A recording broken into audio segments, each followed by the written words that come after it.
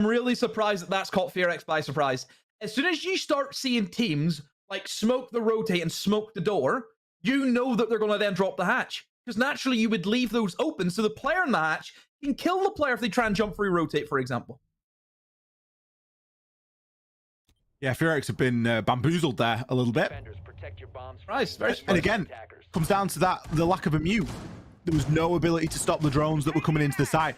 And I don't know if Good Boy was maybe on the camera, but how he allowed the drone to drone out the smoke, bit of a shame in reality, because if that drone gets shot, then you don't know that there's smoke there, and all of a sudden you might try and get a plant off on the door and then have to push through a little bit deeper, and it could be a bit more difficult. But I think Orgless made a really good decision in the heat of the moment there, droning out that smoke and going, well, we can't plant default, we've got to push it. The Flores, it'll be quite difficult just because you have that combination. And the other thing is the mirror windows. Yes, I know you have the Twitch, but Twitch drones, are they the most reliable way of getting off a mirror window? No, definitely not. So the only thing you would worry about is, do they have enough burn to clear the utility that FearX have brought in? Well, they managed to get one. I'll say that, it did get destroyed. I love that tech. Such a good tech. As long as you can impact away from the shield so it won't hit the shield, that's the Flores drone. Throw the Flores, save the shield. Oh, second time, not the charm. But Rin is playing on the Azami, so can make a couple of shields of their own. Flores drone get caught inside of the mute jammer there. There's some brilliant mini games getting sent around right now. A little bit more security now for Rin. Obviously, if that mute jammer does go, the Flores drone will detonate, but for the time being, it's pretty safe right now. All 4 drones gone. All on Rin as well. And the castles are still up, by the way, and the zombies are still up. Not many breaching charges either. They're going to struggle. They're really going to struggle. Oh, boy.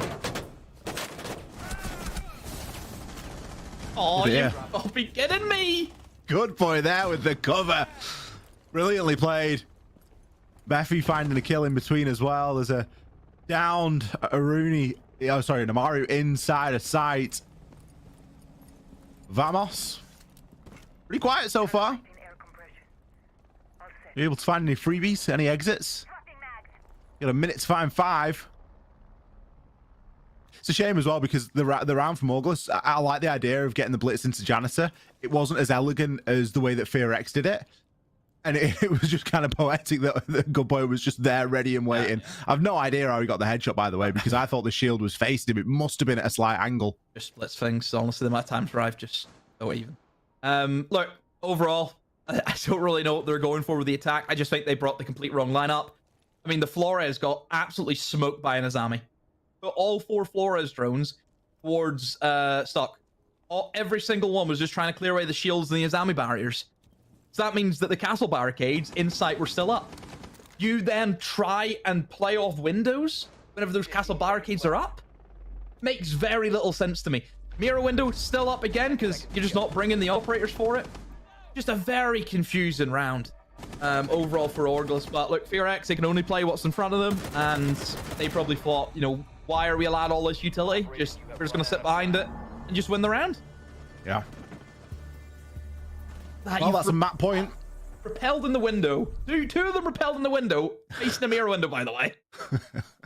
Yeah, but the blitz was going in. If the blitz gets the kills, then it's different. Against the warden. Yeah. Well, yeah, there is that. And also, it was only a blitz by himself. Blitz by himself coming in free square into Jenner. We're very heavy on the blitz criticism, aren't we? Well, it's my forte. No, if you have free kick against Ronaldo, is he going to critique you? I've never seen Ronaldo in goal, to be fair. How would you hit a free kick against him? I'm not into my football, but I know that. What are you into? Fishing? Is there any professional fishers? Yeah, I think there's a few, yeah. There'll probably be a couple of world champions out there. Fly fishing? A couple of Ronaldos of the fishing game. Look at the lineup. Look at this. The Jankus and Smoke. Well, they've just gone double down, haven't they? Yeah. Fenrir as well, getting brought into the mix. That's always one that just causes that level of headache, that level of frustration. Very little intention to roam with this lineup. You're looking at it, you're thinking, yeah, we know that Orgless are going to take their time. We're happy to bunker down on site. I guess the only thing that you would maybe like to bring is potentially an Azami. I think Azami for the open area hold would have been good, because I still think you need to waste even more time to make the Tachanka pick pay off. Yeah, I think with there's Goyo, too much of an assumption. The thing with Goyo, 4 canisters is going to, burn out, what, minute 30 if you combine all that time together. But the thing is with the Goyo is that a Twitch could sneak in within the first 10 seconds and pop them immediately, okay? Whereas with the Tachanka, you control when you use that fire, but the fire's only going to really last up to maybe about 40, 50 seconds in total. So you need to burn that excess time compared to the Goyos. So yeah, I agree with you. I think the Azami would have been nice just for a little bit of a roam. Just put more pressure on them. Yeah, it doesn't have to be a full commit. It can just be a very soft hold. Yeah, what Orgless did. Yeah. They just kind of dropped off as soon as the heat got to them. Because I think the assumption here is that Orgless are going to spend a lot of time regardless. And that's maybe not a fair take. If they do, get a good read and get some good information in the early part of the round, then maybe they were able to move a little bit quicker.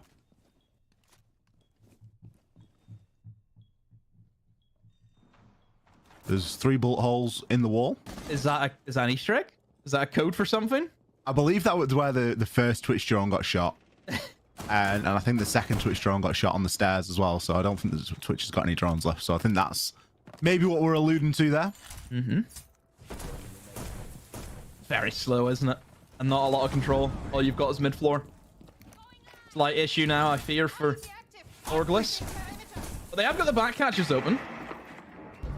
Gives them another option. I wonder if that's maybe what they're going to go for.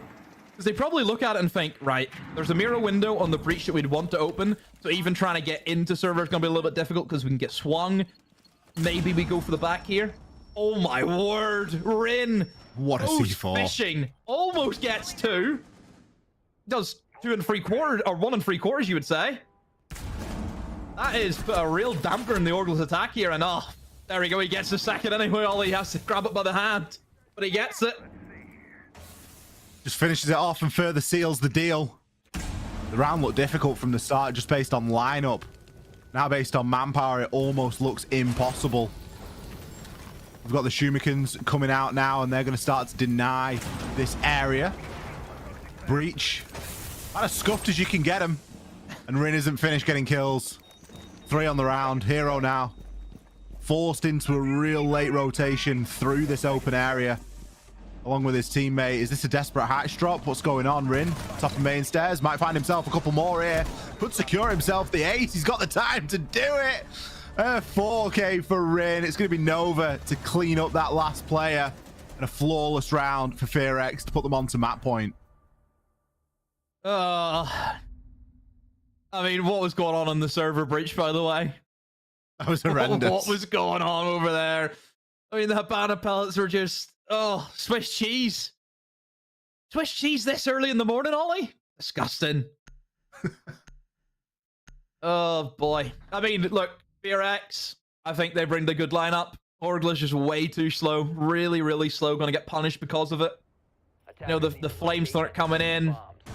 I mean, Rin, obviously, with a C4, great bit of timing. That C4, it can hit or it misses. This time it hits, and it just creates chaos. And then even him walking up the stairs, getting the second as well, just kills the round stone dead. So FearX, match point, looking good. I mean, the 2 players that we highlighted, Ollie, Good Boy and Rin. I mean, the 2 quads for Good Boy, a quad for Rin. Yeah. That's where we're at. But I mean, looking at the side of FearX, I mean, even Demic, Nova, and Mephi all playing okay, Well, that's it. I don't think that anyone on the side of FearX is really lacking, are they? They're all doing fantastically well. Mm-hmm. Like I said, apart from maybe honestly, the first round where Good Boy had to get a quad to win that round was really the only round that you'd maybe say, do FearX deserve to win that? Every other round, you would say, are pretty clear cut, I think, for FearX. Mm. Yeah, I would agree. I don't think there's been too much in it, really. And even there's an Orgless round in there that you could look at and go, probably should have been FearX's as well. So, been a very dominant showing from them. Nice bit of work there on the Brava. just removing the Banshee. Something that Orgless are really lacking here is that blitz. It is that shield play to try and gain a little bit of control. Obviously, the Monty is the go-to choice, but with Monty being removed, you've got to look elsewhere. FearX found a lot of success with the blitz. Not necessarily on this site, but elsewhere on the map. But it is a fantastic option to help you gain a little bit of control. And with the setup that you've got here with the Brava and the enabling of removing these Banshees and all 3 of them gathering that info, it's going to be pretty devastating, but it's going to be Mephi to open things up. He's going to take out the Ram. Goodness me. Outside. How's he going to go for this one? He got Eventually his one. Gets finished up, but guess what? He got one. Exactly. That was the main thing. You get your one. And look, it's good operator to get. Ram. Did Ram do any soft destruction upstairs? So that's probably the question that you would have. I mean, looking at the attack from Orgless, it seems very centric around the Dokkaebi and Nook just being able to lurk in with the Dokkaebi calls, and then also the Brava hacking away, you know, the Banshees, just to allow these creep-ups. And that's exactly what's happening. You know, Hero, there was a Banshee, you know, on the pillar. It's hacked now, and this is what he can do. Jump in and get a free pick, but no! He whiffs the shot, and Rin walks away with 2 kills. Onto the 2 players I said that they're orientated in this push around have both lost their engagements against them. Another big individual performance there. We spoke about it in the pre-show. It can have a big bearing on the rounds and the way that things go. Oh, a lot now for Jin and Vamos to achieve. There is 40 seconds, so there is time for them to do this. They're in 2 versus 3. Well, FearX are really in the driver's seat right now, and look at Rin's positioning. The top of those blue stairs. He's got an ability to flank in. He's got an ability to cut off crosses. Vamos just waiting upstairs, maybe looking for a hatch drop. He's not buddied up with his team. It's going to be very tricky to get anything off as a direct trade, and Rin just got to play his cards right here. The yellow ping comes through, and it's another freebie. That makes it 3 on the round. It's only a matter of time. Damn it, he's going to finish off the job here. FearX take a very convincing win on Bank. Yeah, good showing. Good defense. Look, Rin somehow get away with 2 kills. You could see the idea from the attack of Orgless. You've got to hit your shots. You know, Rin should have been dead to rights that Dokkaebi. There's no 2 ways about it. But somehow walks away with the kills. I mean, it's a great performance, I think, from FearX from top to bottom. I think everyone done their job well today. So yeah, very impressive. This is what it's all about. For a team like FearX, whenever you know that your tougher battles are going to be towards the back end of the stage, because they finish with a double heading of D+ into PSG. So it's all about building that momentum ahead of those games. We're going to throw us a very quick break. After that, we'll be back to break down map number 1 and to set us up for the games that we've got coming up today. Don't go anywhere. We'll be back in just a few.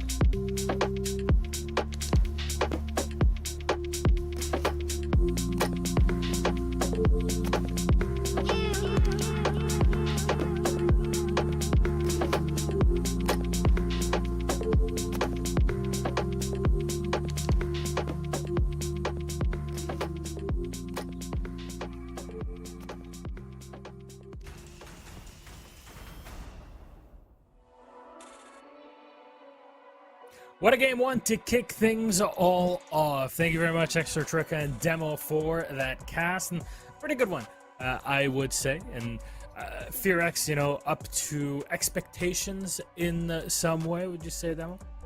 Yeah, I think on the whole, is it the outcome we kind of expected? Probably yes, because FearX just have that pedigree. Orgless still coming to grips with, you know, a new team, and I think that kind of shone through with some of their defenses where they were very isolated. The team play was definitely missing. Same can be said on the attack as well. But FearX, I think, understood the map bank as a whole very, very well. They understood when they needed to go slow. They understood when they needed to go fast. The opportunity spotted really well also, I thought. But I think that the frags really shone through for FearX. I think the kills on the board was just way above from what Orgless were able to put up. It wasn't even a competition in the kills department, really, was it? It was, you know, we were looking at FearX and they weren't losing very many gunfights. They were getting a lot of multi-kills. Good Boy and Rin both had a couple of multi-kills. I think Good Boy had two, maybe quads, three, yeah. two quads, and Rin got a quad of his own. So you look at that performance, and we said it at the start of the game, you know, individual performances make games. And not only did they have the individual performance, they also had the team play to back it up. Good Boy's quads wouldn't have been possible without that coordination from his team, and the same for Rin. You know, you look at it and you just think, yeah, they played some fantastic Siege today. They came out of the gates absolutely swinging 3 rounds in a row, and it was only round number 4 when Orgless eventually got something going, but they were only good for 2 rounds on the defense, and that isn't good enough on bank. Absolutely, absolutely. That is going to be a disappointment for Orgless, but in some ways you kind of come in expecting, hey, if we're going to lose, let's at least try to learn something from this game. There's things to look back and go back to. Drawing board, that Twitch pick, for example, halfway through the game was kind of a, yeah, is this really what we should be picking to kind of deal with that FearX defense? But, you know, that's just kind of how it is. Or MVP of the game, I think it's tight between Good Boy and Rin. If you ask me, even Demic putting up some good numbers in general, but Good Boy, I mean, those 2 4Ks were beautiful. Even one of them upstairs should have taken, in the hallway, should have been a full ace, but, you know, you only have so much health, right, Demo? Yeah, I think if you look at both the quads individually, the first engagement that he gets into in each of those chain of kills are so important because they almost make and break the round for FearX. You think about Garage. If he loses that engagement in Garage, they don't win that round. They don't have the pressure. As he moves in towards Janner for the top floor for the second quad, he has to win that engagement in Janner. If he doesn't, again, his team loses that round. So I think the pressure that his team has put on him to win these opening duels that he's going into, it's a lot to take in, but he is dealing with the pressure oh so well. He's also getting a lot of flexibility, and I think that's something that's really important to give a player like this, is to give them that flexibility to make those plays and the space in which to do so as well. But, you know, we talk a lot about the multi-kills, and there's something that you are always going to come back and highlight because it's very round defining, and it's very obvious that it's round defining. There were small kills that went on for me. There was a kill that he got onto a blitz as they were pushing through into janitors, keeping his teammate alive. Just small little nuanced little bits of team play like that all sort of add up to him being the MVP for the game. I think we maybe could have given the MVP to Rin, but he gave himself away on opening death a couple too many times, and we maybe just look at that and think it's a bit of a no-go. Got to go for Good Boy this time. I mean, look, Rin has already collected the 2 of them. Let's just give it to somebody else. On Good Boy definitely has been playing excellently. I remember when Good Boy had just joined South Korea, you know, league, and we're saying this is a big up-and-comer. And that is true to this day, and we'll see what can happen maybe throughout the stage and maybe even in Montreal should FearX qualify to the upcoming major. However, that was only game number 1 for today. We still have 3 best-of-1 series to kick off 2. Let's remind you of our matches. We just ended our first. FearX beating Orgless. That one, Kia versus Mir. That's one we're all looking forward to. We'll have a chat about that after a break.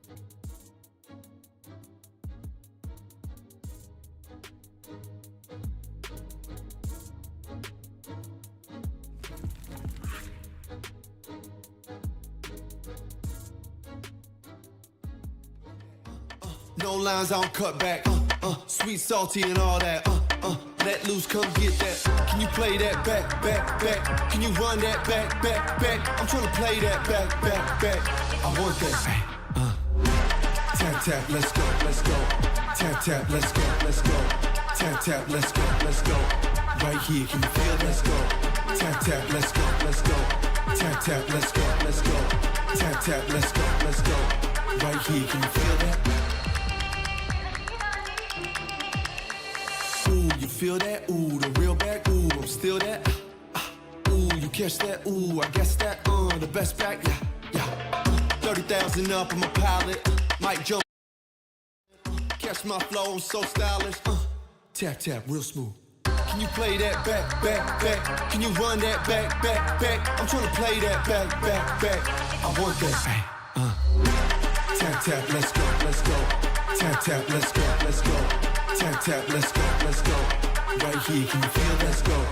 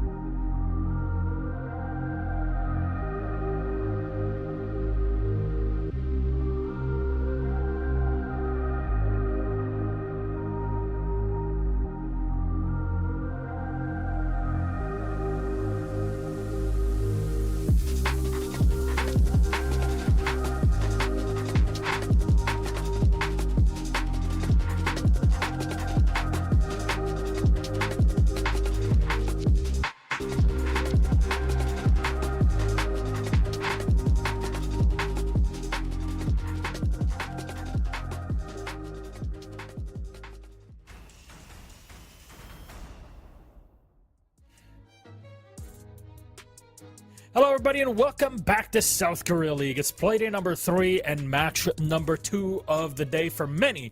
It is the game that they have been waiting for, one where the two squads look to be even, but that was all theory until we got to this game today. D+ versus Mirror Gaming, and we're here to break things down. Hi, I'm Milos, your host for today and tomorrow, also with Demo and Extra Troika Ollie. We're just gonna have a lot of fun through today. Our first game was quite fun, but this one should be quite tight. See how it turns out. Let's start with Dam1 here. D+ first on the board and have a chat about this squad, because there was a time where they were disappointing and then they made changes and we started seeing more and more of them, and then PSG Talon happened in Korea and they've been fighting to get that spot back ever since. Demo. Yeah, for D+, obviously, one of the best teams that Korea's ever had, based on just finishes alone. So you have to give them respect for being able to break top 4, which nobody was able to do in Korea before that. And yeah, like you mentioned, with the rise of PSG Talon coming in, it kind of knocked them off, because there's always these guys plus FearX. That was the two that we always seen from Korea. And then now PSG get put into the mix, and it's almost knocked them off their pedestal. So they're having the challenge back and try and take down the likes of PSG Talon. Of course, still keeping up with FearX. But like you mentioned, they've made changes. They've moved on. Some of the players who are there for a long time. They've brought on some new faces.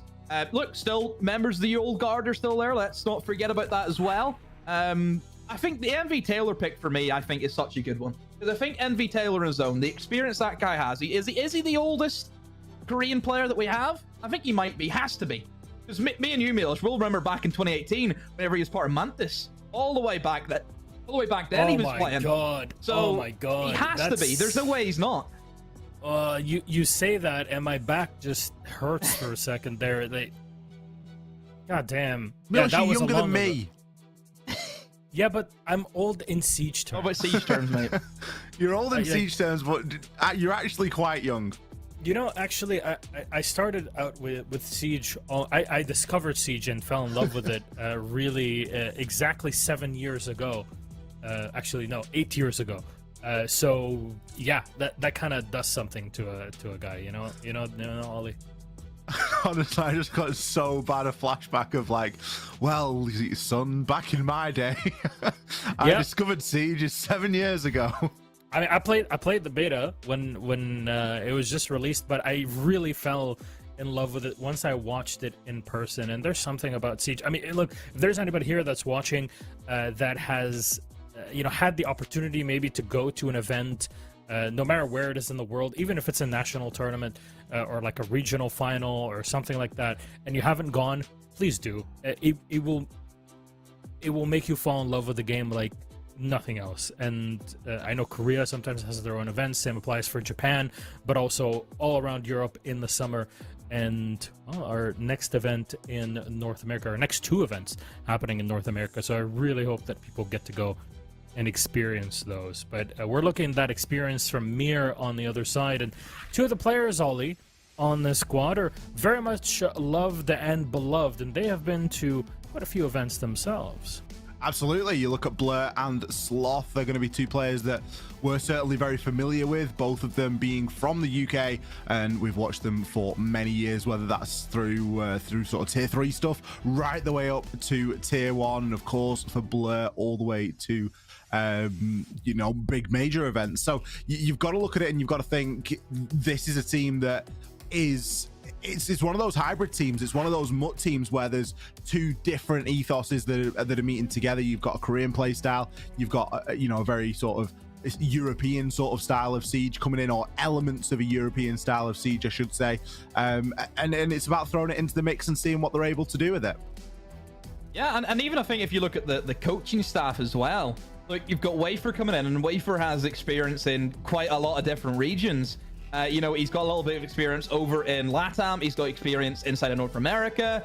So there's going to be a lot of ideologies, a lot of fundamentals just taken from all over the place. So I think that hybrid team that Ollie mentions, it's going to be exciting to see and how they're going to be able to perform here, because again, it's another one of these big teams, and you kind of look at the run of games for Mer Gaming.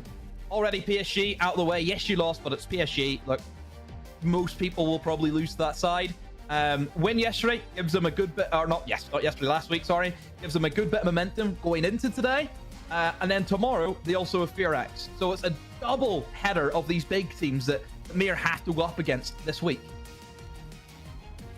There's a long line for the squad, and it's heavy competition. I think it's only fitting that these 2, between D+ and Mir, get to play against one another so early in the league, because it might be a big decider on which one of them gets that head start. Now, Mir is looking for those extra 3 points just because, they opened the entire stage playing against PSG, and clearly there it was not good enough. So, Demo, we'll see what map we'll get here. What do you expect?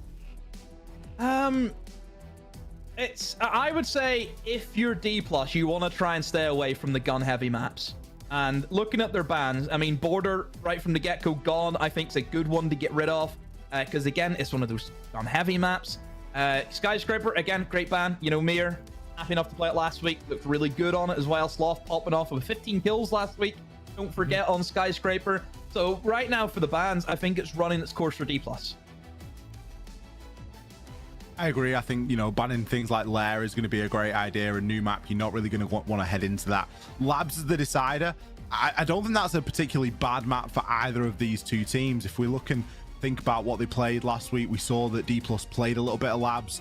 They lost 4 rounds against Orgless, so that's maybe something that Mir can take in and sort of learn from a little bit, as it were. There's obviously a little bit of tape there on Down 1K, so they've clearly made a clear intention and a decision here to go to this map. As you mentioned, Demo, I think for me, a lot of this is going to come down to the gun skill. Yes, there is going to be strategy. Yes, there is going to be, sort of fundamentals. But Labs, whilst it's a new map, it's fairly well played at the moment. It's a very popular new map, and I think a lot of people know how to play it. A lot of teams have adopted it into their map pool, and I think that's going to benefit both sides. Absolutely. You can't just go back to Oregon anymore because that is, of course, out of the entire Pro League map pool or 9-map pool here.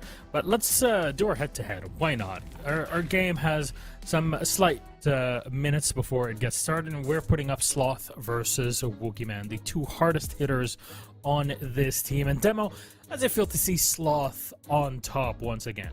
Well, it's the best season I've seen him play in probably the past year or two. Like, there was a period, obviously, with his time on Commander Gaming and Heroic, you know, back in EUL. Yeah, he was playing really well, but then there was a period where he had a big drop-off. And you kind of wondered, is Sloth done? Is that him done? Is he going to get back into, you know, professional play? He was lingering around, you know, tier 4, tier 3 teams for a long time as well. But somehow gets his way over to Korea. I don't think a lot of people seen this coming. Where this came from, we have no idea. But he's here, and he's putting up numbers. He's doing the job. That's all you can ask from a player like Sloth. You're always going to look toward him for kills. You're always going to look for, you know, flashy plays. We always used to joke about Sloth as a defender. He spent more time out of the map than in it. He was always jumping out of windows. A hyper aggressive player, and on his day, one of the best gunners. So when you start to head-to-head him against someone like Woogieman, who is a very experienced and storied player inside of Korea, and you start to sort of compare and contrast some of these figures, entry same. KD, Sloth's got it by +5. EPS is very heavily KD rated, so that's why Sloth's got a higher EPS. It's the cost really where the difference is, and I think that just comes down to the general roles in which they play. Sloth is either going to go in and die, or he's going to go in and get 2 kills, and for me, there's never too much in between really. Whereas you're going to look at a player like Woogieman, and he's going to maybe have those contributions outside. Well, that's just kind of part of it. You can't look at one stat and have it tell you the whole story. If anything, a way to look at it is EPS plus cost. Cost is basically how much are you contributing to every single map and every single round, and that has to do with all the different types, either killing or playing the objective or surviving to the end of it or getting trades. Kill death, well, that's kind of you know, it adds into it. But EPS, when everybody's playing together, that's kind of a different expected player score or performance, I used to call it, in the day. But we still have a few minutes worth of delay. We thank you all for taking that toll with us here. We're going to take a few minutes break. When we get back, we'll get right into match number 2.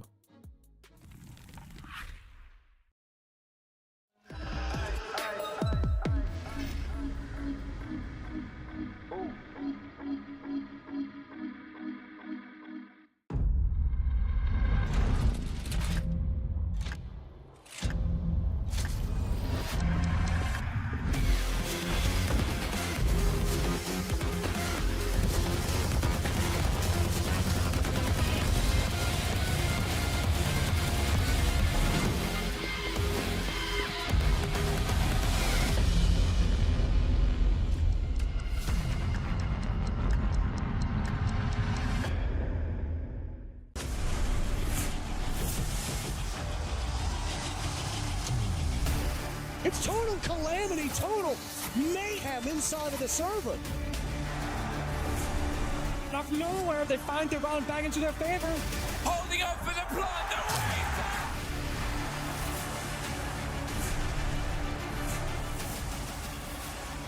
And I think he might just find it!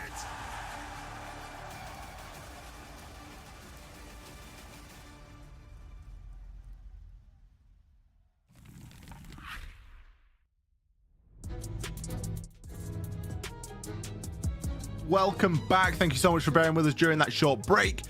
We have got our game ready and raring to go. Mer versus D+ right now, and we're going to be headed to Nighthaven Labs. A massive game, Demo. I think this genuinely could be a 3rd/4th place battle when we come to the end of the season here inside of Korea. Yeah. Looking already at the bans, Ollie. For a map like Labs, this is going to be a little bit tricky with the double shields. I mean, it's been a little bit point of contention, though, that obviously Fresh has been on about. Is there even a point anymore? Like, is there? What, in playing the game if you ban both shields? Yeah. No. I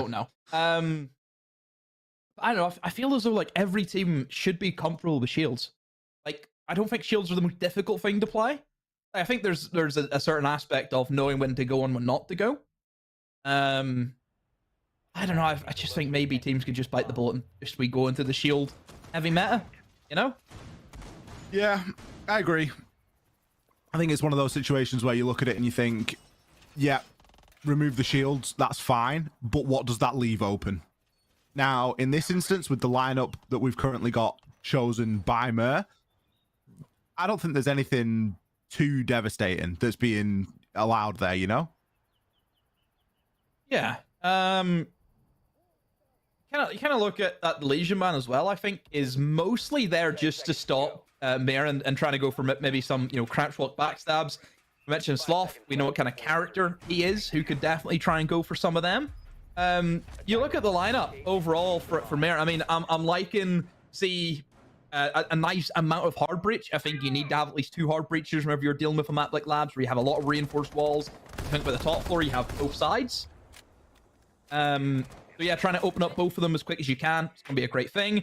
Maverick, Ollie, me and you, we're very skeptical of bringing Maverick these days. We think there's not a point. What's the point of bringing Maverick? You're going to die doing it. Especially on this map. This is a map we see all the time. This is one of the worst maps for it.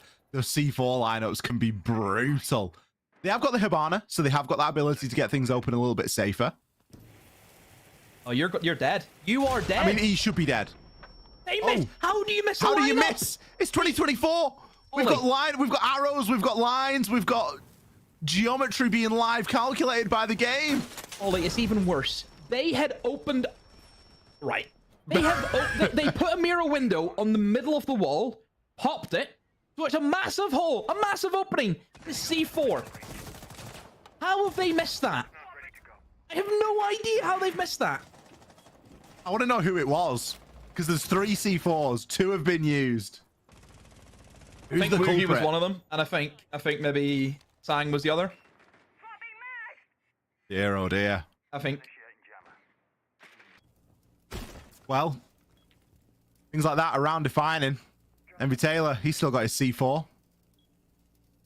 Oh, he looks very sad, doesn't he? Why does he look so sad? I think he's just locked in. He's locked in right now. Probably thinking, wow, my team can't even C4. I'll show you how it's done, guys. Stand back. Yeah, I mean, what's this space? He's looking at this and thinking, I need to get 3 kills with this C4 to make it worthwhile.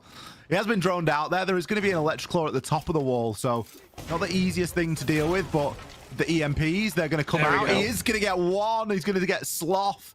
Blur is also going to die. Coated. Hard breach. Taking him down. We do have the Maverick still. We know that there are no C4s left, but all you're going to be able to do is really align. And, well, Envy Taylor's going to be waiting on the other side of it. Quick trade there as Woogieman gets involved into the action. And despite the lackluster use of utility, Envy Taylor really pulled it out of the bag for his team, finishing on a triple. Yeah, Envy Taylor, I think the round really comes down to him. I'm really surprised that D+ just didn't kill the Maverick outright. The fact that that wall was even allowed to be open it is a big shock to me. But anyway, Envy Taylor having the C4 lineup times it perfectly. Both of the hard breachers dying there. Definitely not the plan that I think Mer had. You had the impact EMPs on the Dokkaebi, you know, to try and stop the Cade for that reason. But if you don't have the hard breach to go along, there's no point to it. So yeah, a good round from D+, just playing their utility. I think burning down the clock quite well. Also, little bit of timidness. I think more than anything from Mer, just little bit scared to really want to go in and challenge some of these players. So maybe something to look at in the future. It's just you have to get in there, get stuck in. You know, you can't be scared. You have to go all out. I mean, they look pretty confident. You got a Maverick blowtorching right next to a massive gaping mirror window sized hole in the wall. Like, is that, or is it? I mean, I was gonna say, is that confidence or is it something else? Well, he survived, so maybe it's confidence. Who are we to judge? I don't know. Seems it's. I don't know. I don't want to be too mean already. Seems a little bit sus. Have you ever seen Cletus? No, not. He always stays alive. And he ate the sharpest tool in the shed. A little bit of an engagement here to kick things off. Forget getting himself into a little bit of a tussle with Woogieman. D+. Seeming a little bit more willing to challenge on the periphery of the site this time. Reloading. Maybe a bit of a lack of info here as Sloth is just waiting for the drones to get ahead of him. You can see the drone now working through meeting room and conscious of the stair. Top floor. At least this part looks like it's fairly well given over. Sloth doesn't look like he's done there. It looks as though he's going to continue to get himself down. And got Blur, someone that you'd think would be on that roam clear, currently outside on the Jackal. Yeah, I mean, the thing with the roles from Blur is he's played a whole myriad over his career. He started off as the kind of first entry whenever he's seen him on the up and coming. I think he'd done some of his best work on Navi on the entry. You know, back whenever Sophia was really in the mix as like the main operator you choose to kind of clear things out. He was always on that operator. On G2, we've seen him transition into that hard support role. It looks as though now he's in a flex role, kind of all he does in it. You know, we see him just play, you know, I think he's playing Habana, wasn't he? Or was it Ace, one of the two? I think it was Habana. And then he's on Jackal now. So I think, again, another role change for him. But I think he can still shoot. I think there's no doubt about that. I still think he has that, you know, the entry capabilities from what we've seen in previous years gone by. Oh dear. There's no way. Sloth just got caught wandering there. Will be a direct trade. Guard coming in, finishing it off. Not a bad situation for Mir to find themselves in, but Coated going to level it out to a 3 versus 3 almost instantly. 50 seconds left on the clock, and you kind of look at what Mir have achieved in this round, and it isn't all that much, really. No. We're going to be able to get a track right now, but these players are long gone. Oh, look at the hatches. Hatches are still reinforced up. I'm guessing as well the main breach is going to be locked down. So this is going to be really difficult now for Mir to try and pull back. Well, there is one hatch open. I don't know if was this already opened up. I think it already was opened up by the defense, so I was quite fortunate. There's the boss G. I mean, this gun, this operator all at the moment is clinical. 15 seconds remaining. Oh, almost the SMG, but I don't think it matters. 10 seconds to go. Just has to sit in the corner. They're going to have to come to them. They know exactly that they're coming from cargo. Could be an easy one here for Coded. No, whiffs the bullet in the SMG. Has to try and stick the plant. Into the corner he goes, but doesn't have enough time. D+ winning on time. D+ doing a really good job of choking out Mir Gaming there. I don't know. Mir's roam clear seems so confused, didn't it? You start from a Mistro, right? Yeah. No doubt about it. You start from Mistro whenever you have a Jackal and a Dokkaebi. Shouldn't be happening. And then by the time they've got that kill, they're actually able to get another one on another part of the map. So it was actually a 4v3 about a minute 20. But they, again, overlooked another area. They didn't have any lockdown on cargo. Then Vigil gets that kill. Then they have to worry about the Vigil. Vigil plays it well, runs downstairs. It was just one hurdle after another that they just could not get over. And obviously Vigil, such a pain to drone, isn't he? He's a nightmare. And that gun, I mean, that boss G. Little tip for everyone. If you want to win ranked games, Vigil is your new defense man. Trust me. The gun is, honestly, I don't know what it is. The gun, incredible. We moved from the. It used to be an alibi banner, didn't you? No, well, we went through Alibi, went through Fenrir, went to Legion. Now it's Vigil this season. See, Legion got banned in this game. And you might look at that and think it's weird because both the shields are banned, and obviously one of Legion's biggest strengths is you know, countering a Monty or something like that. I think Legion's honestly yes here for the fact that you counter certain players. Yeah. Every team in the world will have one player who is a rat, who will just look to lurk and flank and do all of that. Legion is perfect. You know, you need to have some form of control on staircases. Every map has staircases that people will try and walk up. You need to have something on it. Maybe barbed wire, maybe Legion. You know, Legion's the easier one. Blair knows there's going to be a Valkyrie downstairs in the bottom of warehouse. I think he saw the Valk throw a camera out as well, so it's a bit of a info gathering trip. He's going to be able to remove that pretty swiftly. But does need to be cautious. The mute jammers are going to be afoot, but there's still information that can be gathered right now. Got Baguette. He's going to be upstairs inside of Electric. He's got a drone at his feet, but I'm not sure if it's droned any further. But he does look a little bit alone up there. Yeah, it's the only worry that they start segregating themselves alone. But still for D+, I mean, they're just playing util and playing the time. They're not doing anything flashy. They're not going gung-ho against Mir. I think they're giving a lot of respect. They're not just trying to ego challenge or just swing them. They want to play their positions. They want to play with their utility, and the kills will come. And that's exactly what's happening. You know, Coed just picks up a kill in sight. Coed really hitting his shots today. Woogieman going to be playing the shotgun inside of sight as well. He's got the window to worry about. The drone has just come in, but he's more than equipped to deal with that. More info gathered now. Sloth's just going to drone out that 90 there at the bottom of Fish. Can he get a bit of a read here? He got the glimpse, but no shots are going to be forthcoming right now. D+ are doing such a good job here of only challenging what they absolutely need to, and instead just looking to really try and hold on to positions. Guard. He's going to find one onto Coated. Track there coming in at such a clutch time. Oh, Castle there was brilliantly on the flank. And what a shot! Oh, make it a second. JLT, line him up. He'll knock him down. And perhaps the best Jackal ping I think I've ever seen in competitive play. I've never seen a better time Jackal ping than that, because he's going to be dead to rights from that Castle flanking. Look, it still didn't matter. He got swung anyway by that Vigil. 20 seconds to go. I mean, D+, they're just toying. They really are with Mare. They just have to play the time, play their positions. I mean, look at this for MP Taylor. Has the C4 as well. Doesn't even need it. Just shoots them through the floor and has a yellow ping. And to the Valkyrie cameras.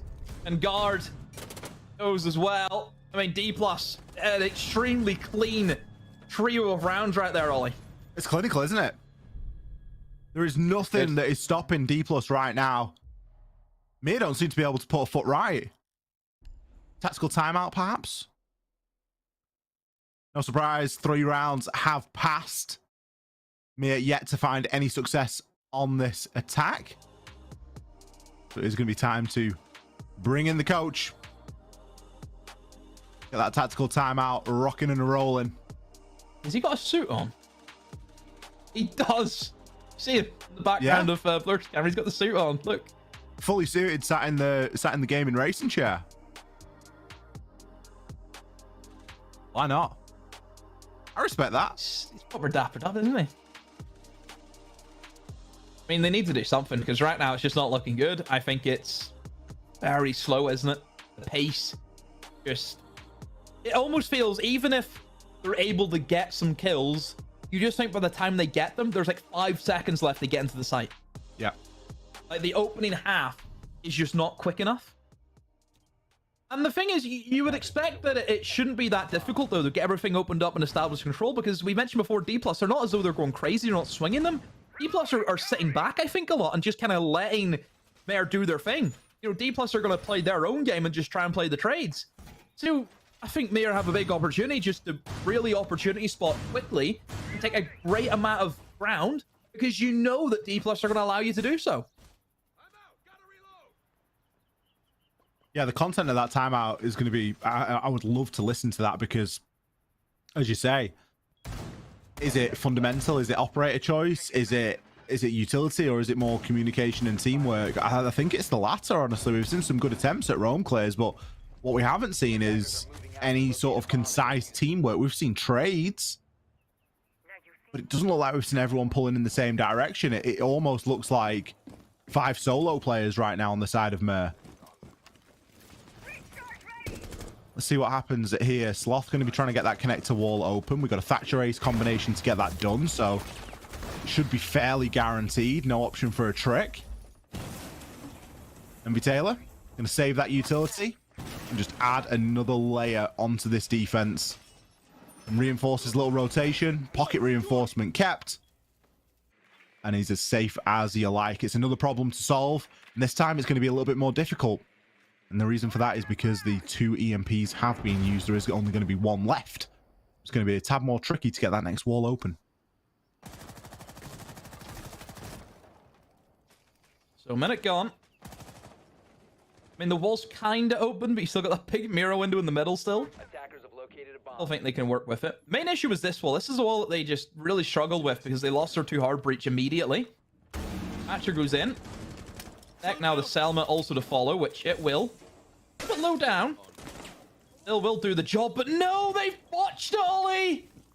And they've just allowed MV Taylor to gate trick you with a Thatcher! Ow! Is he out of Thatchers? There's no way. I think he had, well, he used 2 on the first breach, didn't he? So he had 1 left. Oh my word. This comes back to what I was saying. It's going to be a bit tricky. MV Taylor played it perfectly. The fact that he picked up his Cade before after the Thatcher detonated and let it recharge could be round defining. The mirror window will get damaged there. They still have impact DMPs. Why would they not use the impact DMPs for the main breach and then use the Thatcher for that breach? Well, at this point, it looks like they're banging the head against it. Baguette's going to be inside of electric, but he does have the pulse beneath. Not sure if he's aware of that. Pulse going to be extremely valuable right now. There's only 1 C4 left, and I assume it is in the hands of said Pulse. As the time continues to tick, that could be defining. I think it's over. I mean, Looks 40 as though- seconds, you're rotating. What's going on? I think it looks as though that Mir know that somebody is going to be down there below. Look at this. Sank doesn't have the C4 though, so he's just good for info. And good for a bit of a flank maybe, but JLT going to start things off here at the 20-second mark, taking Sloth down. He's got the shotgun at close range, pointed toward electrical door. It's always going to be devastating. Forget he gets taken out on the swing. He just tries to run straight through warehouse. 10 seconds He's going to be dealt with straight away. This shotgun isn't done right now though. JLT surely got another to his name, and there it is. He might not be done there. Long Maverick line has been cut inside of the connector wall. Guard going to pick up a nice headshot, but it is impactless. Nothing stopping D+ today. I mean, I don't think it's the case of stopping D+. It's Mirror stopping themselves. It's, you ever seen that meme where it's the guy riding the bicycle and then he puts a stick in his own tire? That's basically what's happening. Like, D+, defenders protect you know, your bombs from being not trying to take anything away from them, but this is more on Mirror just completely shooting themselves in the foot at every opportunity that they can. Like, D+ really have done very little, Ollie. They've just sat waiting for But that's them. the hardest thing sometimes. Do you not think? Well, I mean, it depends what players you have. Do you not think that just sitting still and doing nothing is sometimes the hardest thing? It's like boring mode, right? It is. Sometimes in ranking, you've just got to be more boring than your opponent. That just comes down to the characters that you have in your team. left before insertion. Yeah, but it's like it seems like a strange thing to say, but sometimes, like, if you want to win, just play boring. Attackers objective If you want to have fun, bomb and then play flashy, because that's fun. But if you find winning more fun than playing flashy, play boring. You've literally summed up the decline of football over the past 20 years, by the way. Well done.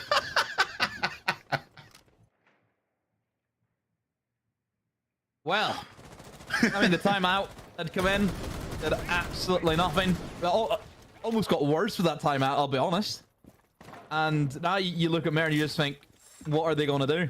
Is this where the strat book goes out the window and everyone just starts playing for themselves? Is that maybe the route they go down because they're that demoralized? I mean, that's what's got him here, to be honest. It's looked very solo. I don't know. Let's see. They're going to have to do something because you can't afford to go down. I mean, it is labs, so there's chance for him to come back on the defense. I don't know. I think attacking on labs has become quite successful and quite easy for a lot of mate, teams. look at what's open as well. Right, you've banned shields, so what? The Ying You've still got Andrew. everything else that you need.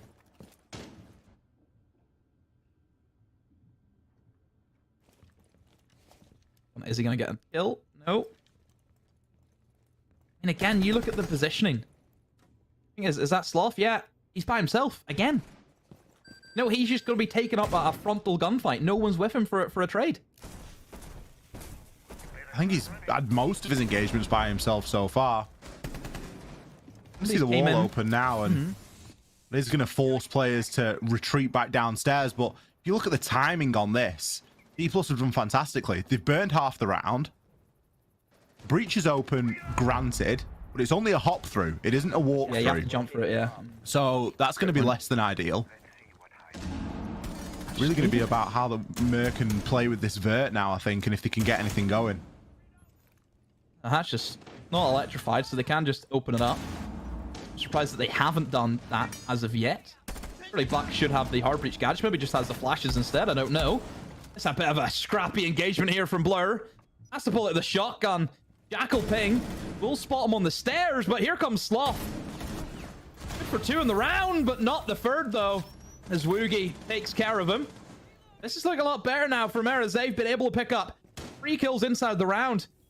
Into a 2v4, but not a healthy 2v4 at that. Look at the HP from MV Taylor and Coated.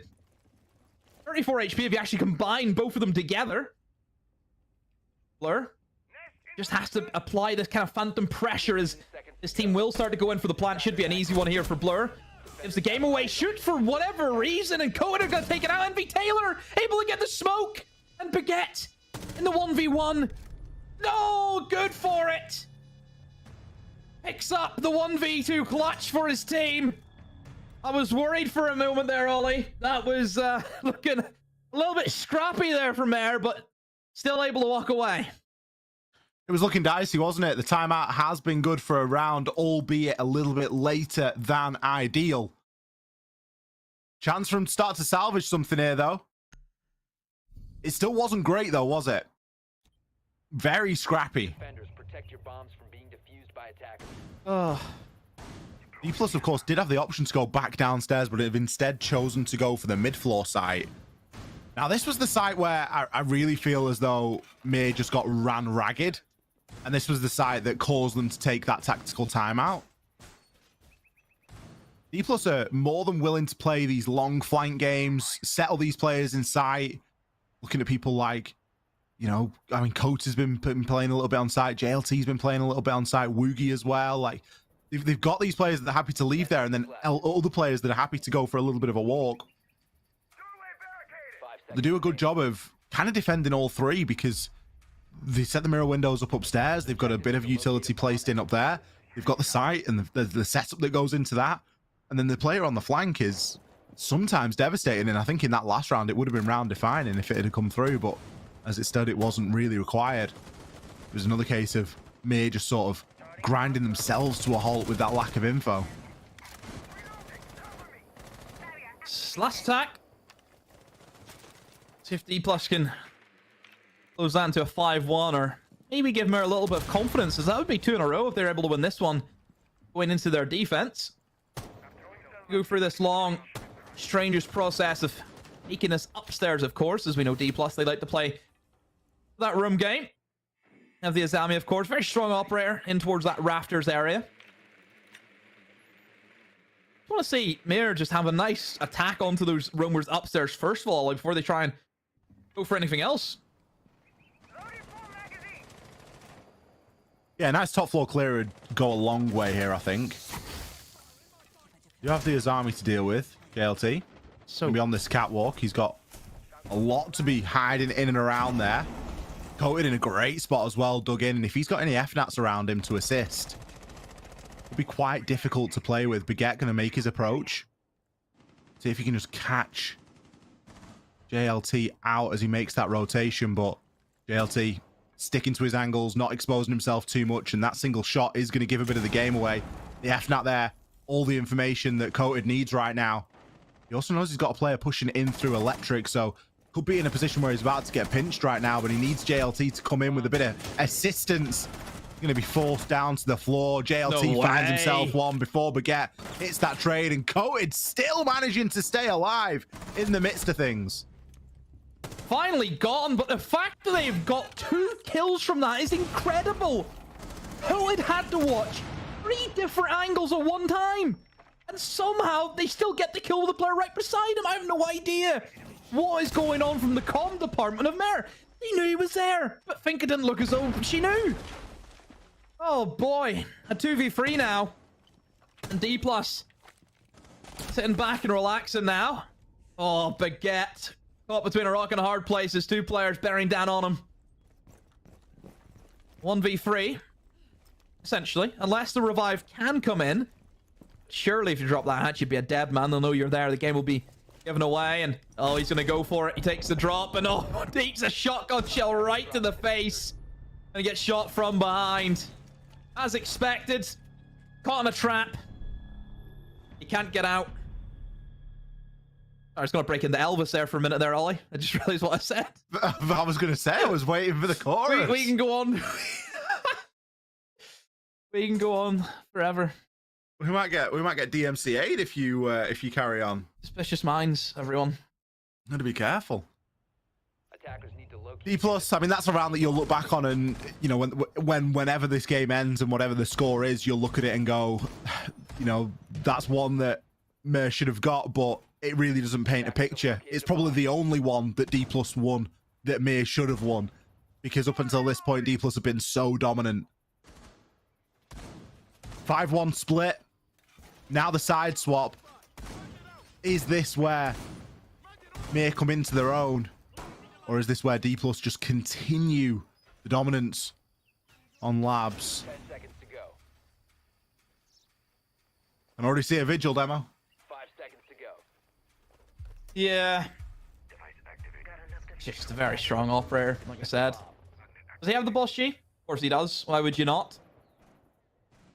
Now this will be a really good round to see just, I want to say, the gap between where D plus are and where Mer are, just based on how easily they get these walls open. I think that is always, that's going to be the test, and just how quick they get the walls open more than anything. I mean, look at this from Rugiman already, in towards the mid floor right from the get-go. Trying to see if he can maybe pick off a roamer.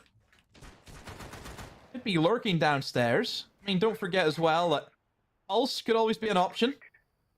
Always be lurking and around looking for these C4 kills, but no Pulse there. But and still making sure, just in case. I think for Wiggyman, he's just going to be roaming around until maybe the Deimos can find somebody to ping and then get information over to him.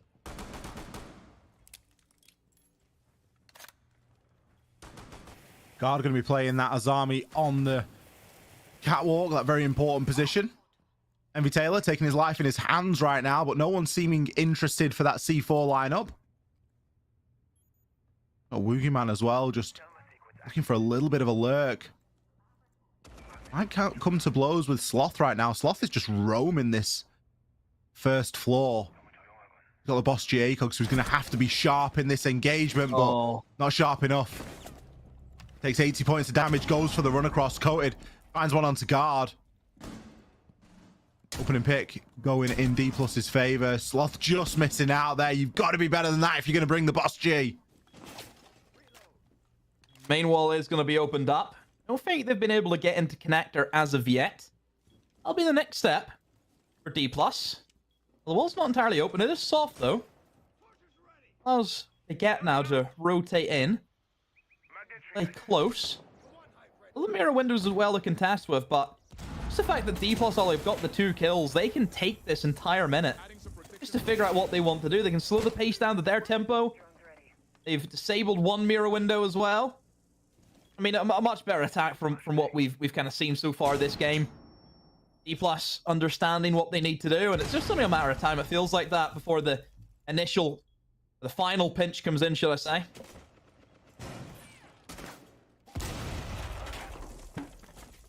See now, we got end just in position here. Full white flashed and can't find the angle. Coated in a position to take him out. The plant's starting to go down now. Blur and Baguette got a lot of work to do. Baguette picks up one, but that's not going to stop this plant from going down. Coated there with the trade. Envy Taylor to finish things up. D plus looking unstoppable today on Labs, Aren't they? I mean, that's just where we're at. That's the difference. And yeah, I think we've kind of mentioned before that Korea is kind of seen as, you know, the big 3 teams. That's D plus, PSG Talon, and Sandbox, or Fear X. Sorry, old habits die hard. That's the 3 that we look at. For Defenders, protect your bombs from obviously for Mer coming in, bringing in the players that they brought in, bringing in 2 UK players who. One of them has a hammer, for goodness sake. You'd expect, okay, maybe these changes will be enough for them to contest and maybe put it into a top 4 rather than a top 3. I think looking at how they have played against PSG Talon, how they're playing against here today, they have Fear X tomorrow. If they lose to Fear X tomorrow, and again, another very clean win for Fear, if they lose, you know, quite a convincing loss, then it kind of shows that, yeah, they're not ready yet. And it's still going to be that top 3. I really thought this was going to be the team that we would see maybe give those three teams a run for their money. But it just doesn't seem to be the case. Attackers are heading out to defuse a bomb. And it's a shame, isn't it? Because it's one of those, if it's not this team, then who is it? And that's not to say that there are no other teams in the league that are going to be able to achieve that, but this is the one that I would have put money on. This is who we thought, exactly. Being able to do something. It's obviously not a bad thing. Someone's going to have to do it. There's going to have to be someone in that fourth place. But it's seeming a little bit more wide open right now, especially with this performance from Mer, because I look at D+ and I think that they're maybe the weaker of the top three.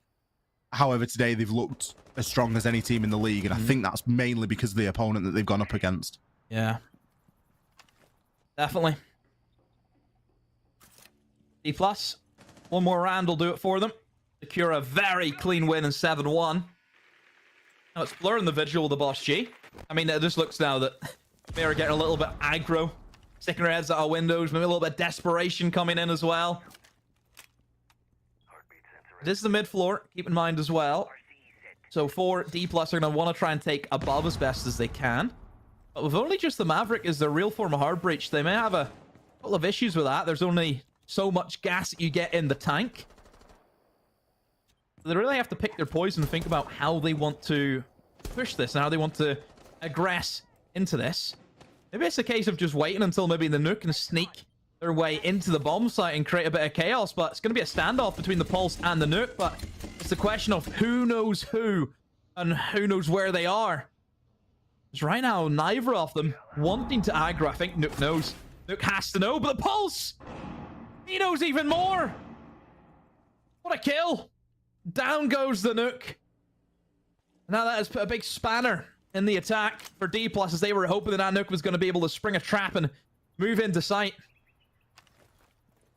Well, that isn't going to be the case right now. Woogieman's still looking to try and make something happen. He's going to be allowed free access into the site right now. And don't forget, he has got the diffuser.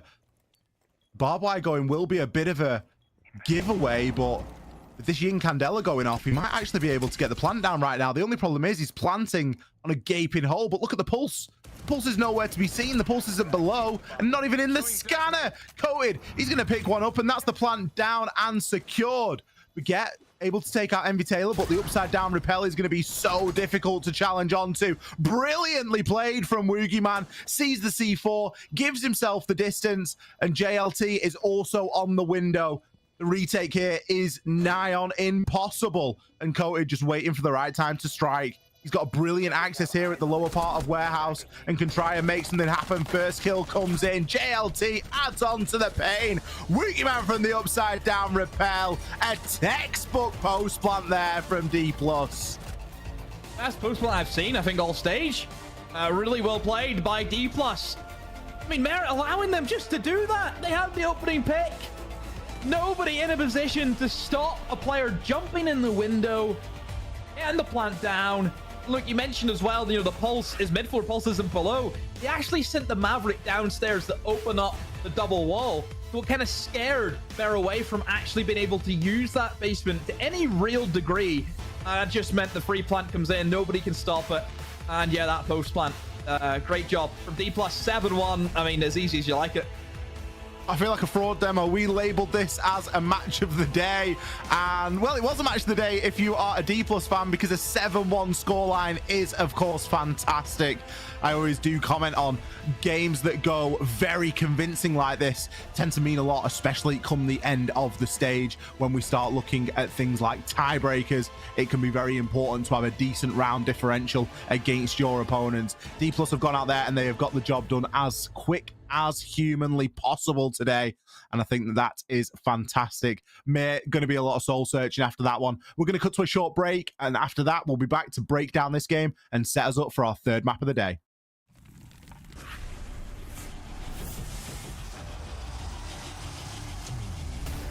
It's total calamity, total mayhem inside of the server. Out of nowhere, they find their round back into their favor. Holding up for the blood.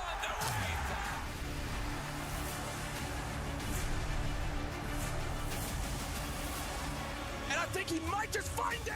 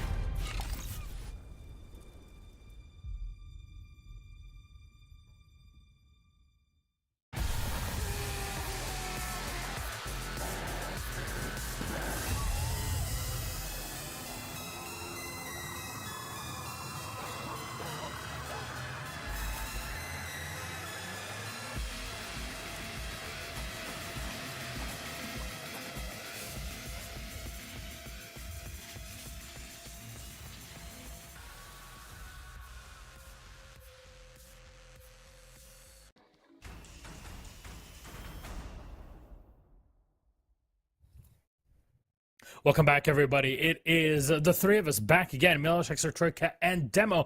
And that was an incredibly fast game number 2. I have to say, if there's ever any delays in Korea, that definitely does put you back on track. Now, Damwon, we came into this saying, hey, this is the team that's supposed to do it. We're supposed to see them at the top. They're fighting for the top 3. They want to be in the top 2, let's be very honest, because they want to go to the next major. However, today was just a cleanup. A 7-1, I mean, clean as can be, Ollie. Yeah, a little bit disappointing, to be honest. I think, especially after Mir's performance last week, you sort of look at it on the face of it and you go, okay, they got beaten by PSG, but they were able to pick up a couple of rounds, and then they were able to get the win over Blossom. So maybe this is the team that we look at to, you know, do a little bit of work here inside of Korea. And then we get into the server, and it's ugly. I'll be honest with you. There was some ugly siege, and you look at the way that D+ played it. I don't think that they could have played it any better. I think they played the game that was in front of them to perfection, even right up down to that last round. There was no messing about. There was a massive round advantage, and their key focus was just playing good siege. It was a joy to watch. Look, I think as well as what you mentioned about D+, you know, playing, you know, the game in front of them, I think a lot of it you have to look at Mir. They were very poor today. The fundamentals, they couldn't even get walls open. You're never going to win labs. You have to get those walls open, and they just completely botched it at every opportunity. The timing, the pacing just fell off. The only round that they won, they also almost choked whenever they should never have been in a position where they almost choked that round. So it was, from start to finish, it just was not good. And the thing is as well with Mir is that tomorrow they have Fear X. So it doesn't get any easier. So this team, they really need to take a long, hard look at themselves and say, right, what are we going to do? No, because right now it's just not working. I think they need to almost strip it back, bare bones. I think stay away from almost the strat-heavy maps. Get themselves onto the fragging maps. Give Sloth an opportunity. Sloth single-handedly almost carried them through their skyscraper game. 15 kills he dropped. Get them onto maps that he wants. Get them onto maps where they just go out, don't have to think, and just kill, because the strat work, they're just not doing it well enough for me to see them being able to go and do it against Fear X tomorrow. When you're seeing this sort of squad that's coming together, where you have 2 players that are coming in, they definitely don't speak Korean, you're slotting them into a team that already, the language barrier is already something that is significant that you have to get through. 2 players also that have experienced, I mean, one of them has literally held a hammer, as you guys have mentioned, over the past 45 minutes of the game and the prior to it. So there is a lot of time that is needed to kind of transition all of that information into players that don't necessarily have that sort of experience with the 3 other Koreans, plus the language barrier on top of it. I think it only makes sense to come in and go back to basics, right? Make sure that your fundamentals are steady and then build up from there, because pushing yourself and just trying to play as if you are in EU League or an NA League of that sort of level of experience, it's only going to make things worse for you as a team. However, we can take a look at the MVP of our match. I will put them up on the screen, as there was a lot of kills kind of going their way. Coated 11-4 at 149 EPS, Ollie. Goated. Played fantastically today. A lot of good kills, a lot of big important frags as well. I think it was, you know, he was the guy on the flank, he was the guy in the site. There was moments where you're just thinking, how has he survived? There was one of the final rounds on the defense, he was upstairs, and he's got 3 angles to watch, and he still comes out of it on top, and you just wonder, is that him? Is it the team? Is it a combination of things? Or was he just having a great day? He's worthy of our MVP today, Miloš. Absolutely. I mean, definitely it looks like it, and we'll see what this very specific player, Coded, can do tomorrow, because Damwon Kia will play against Bliss. So more opportunities to collect those points, especially having defeated Mir. I mean, this is looking very good. It's all coming up, Damwon. We'll see what they can do later on, because I mean, by the end of today, we're almost halfway done with the stage. It really is... it really just goes by very quickly. However, what's not done just yet is our play day. We've gone through 2 of them. We still have 2 more to go. So we'll take a quick break. When we get back, it's PSG Talon versus Blossom.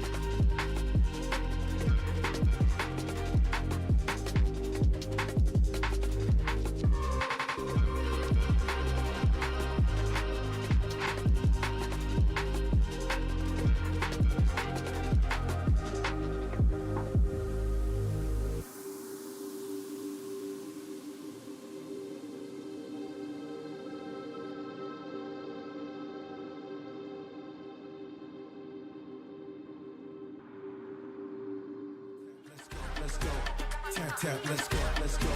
Tap, tap, let's go, let's go. Right here, can you feel that? Ooh, you feel that? Ooh, the real back. Ooh, I'm still that.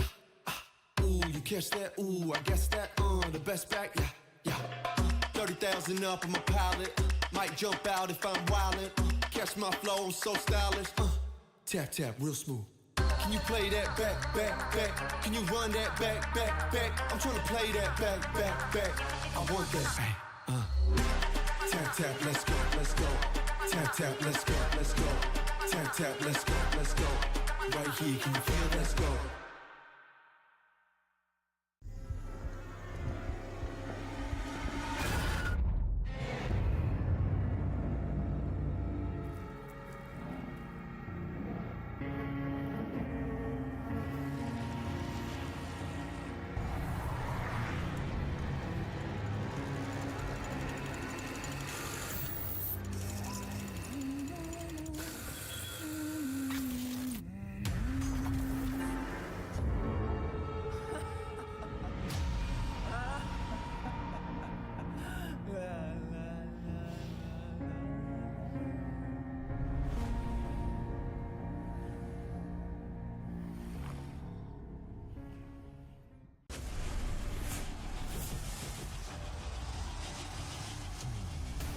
It's total calamity, total mayhem inside of the server.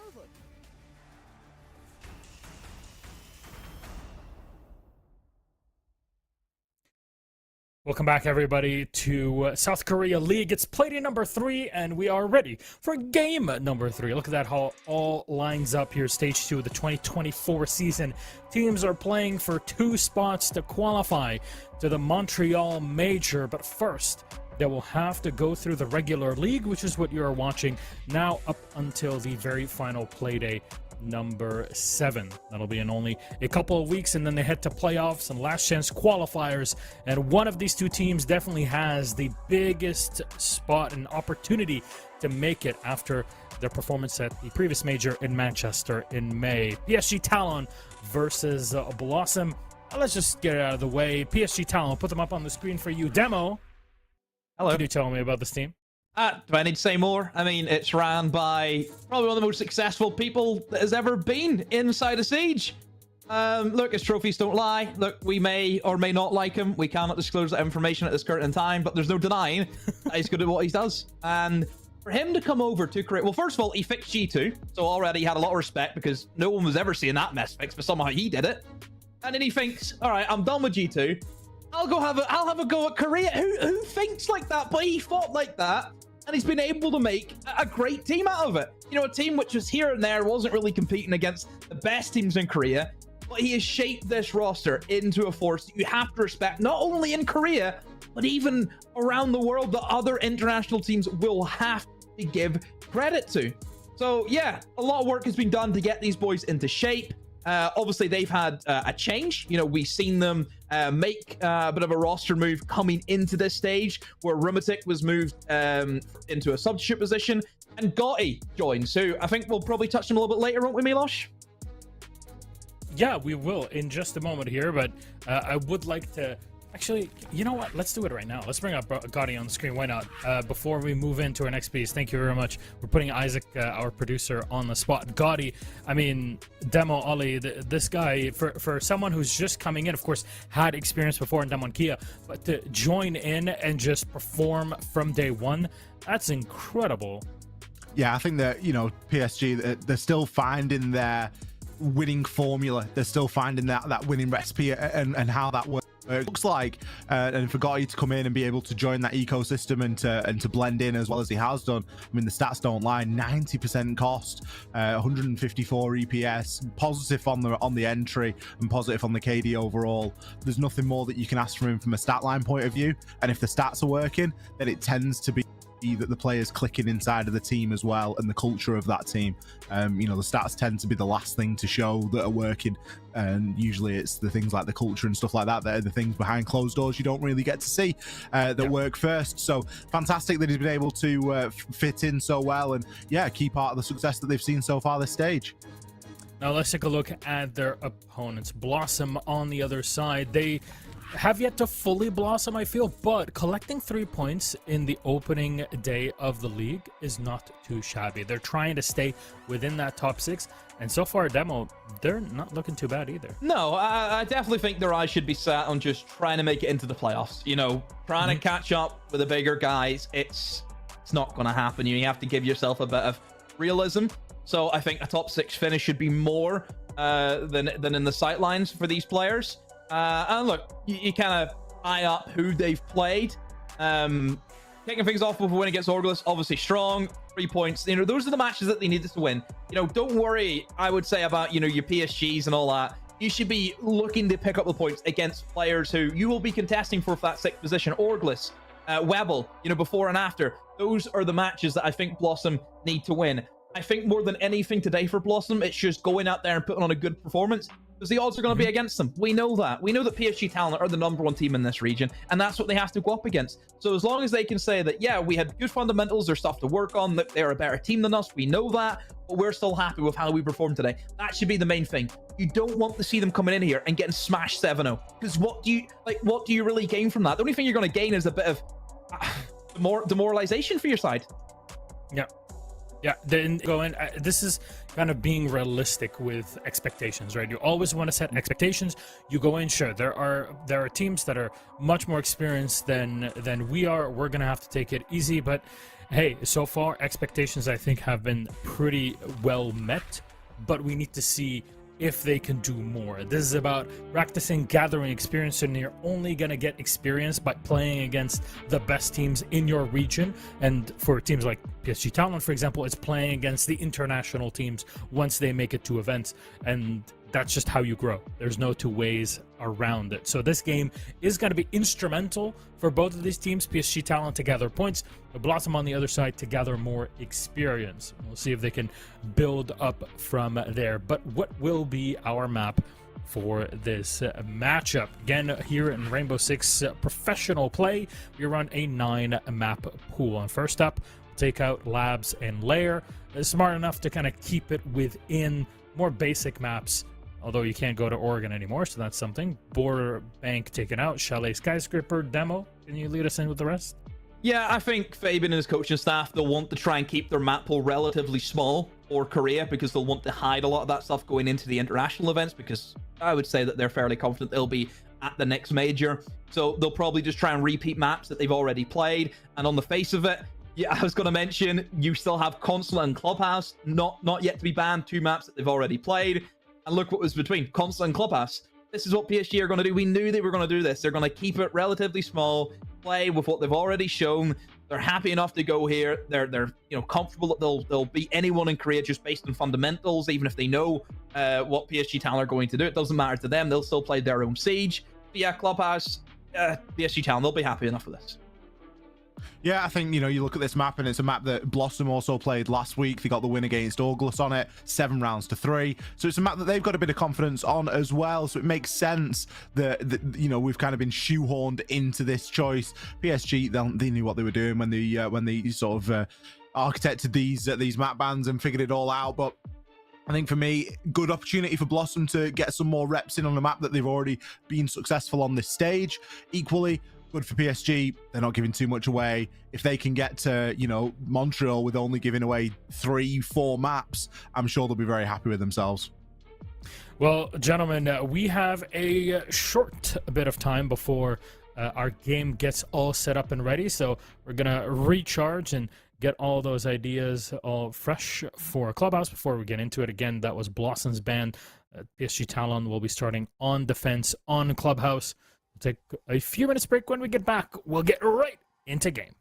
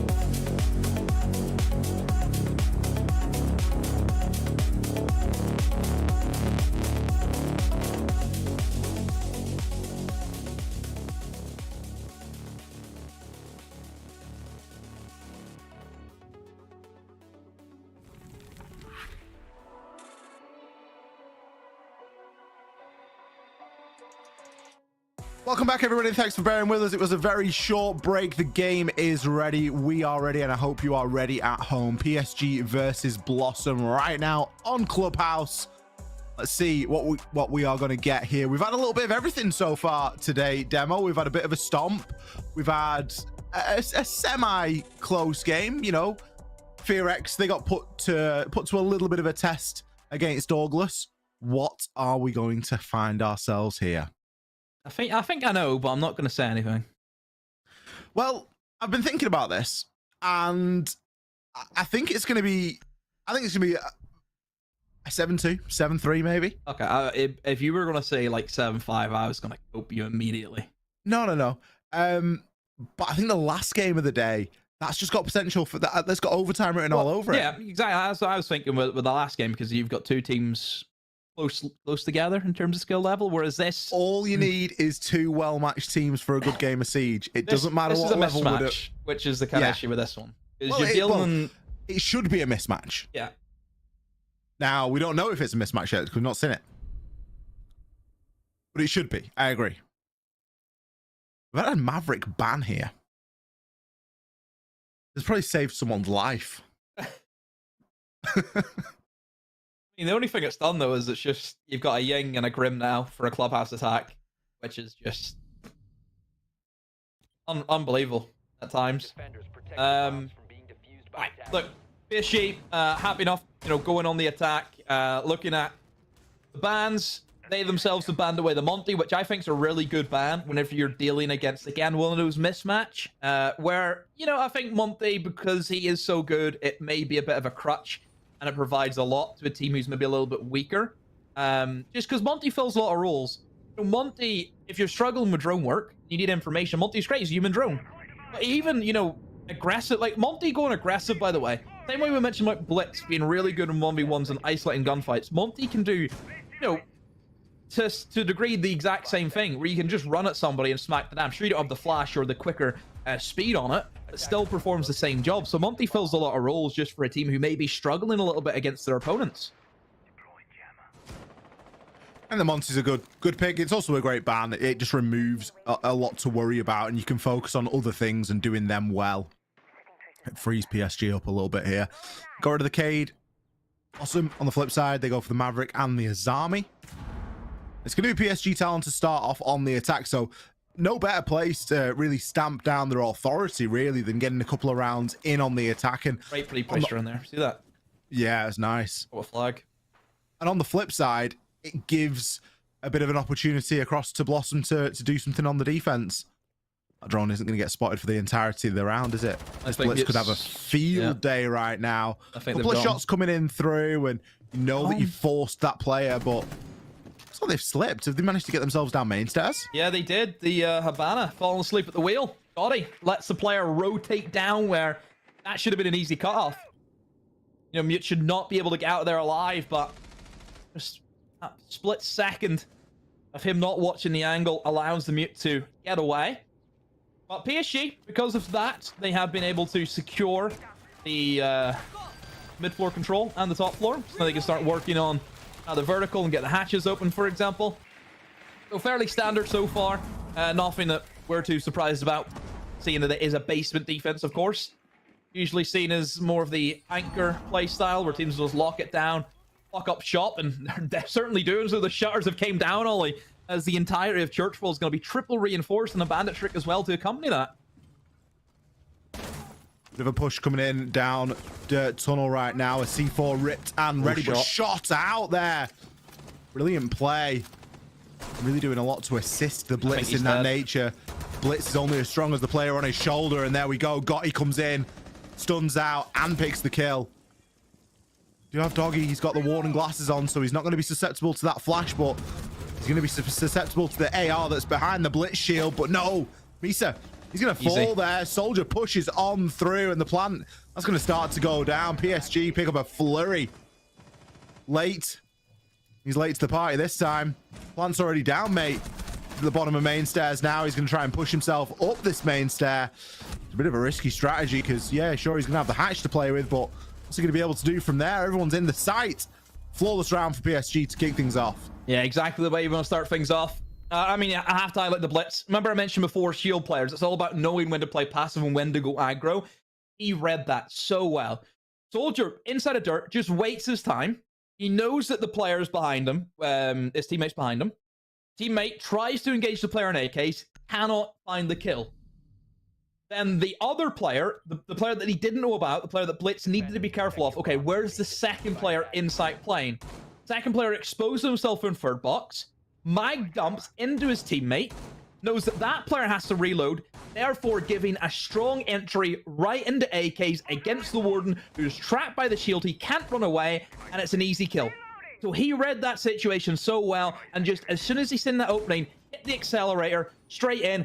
Once you eliminate AKs, the player can drop the hatch, plant can go down, and as we know, if the plant goes down in that site, retake is horrendous to go up against. So yeah, I have to highlight Soldier there in the blitz. He's done me proud. 5 seconds remaining.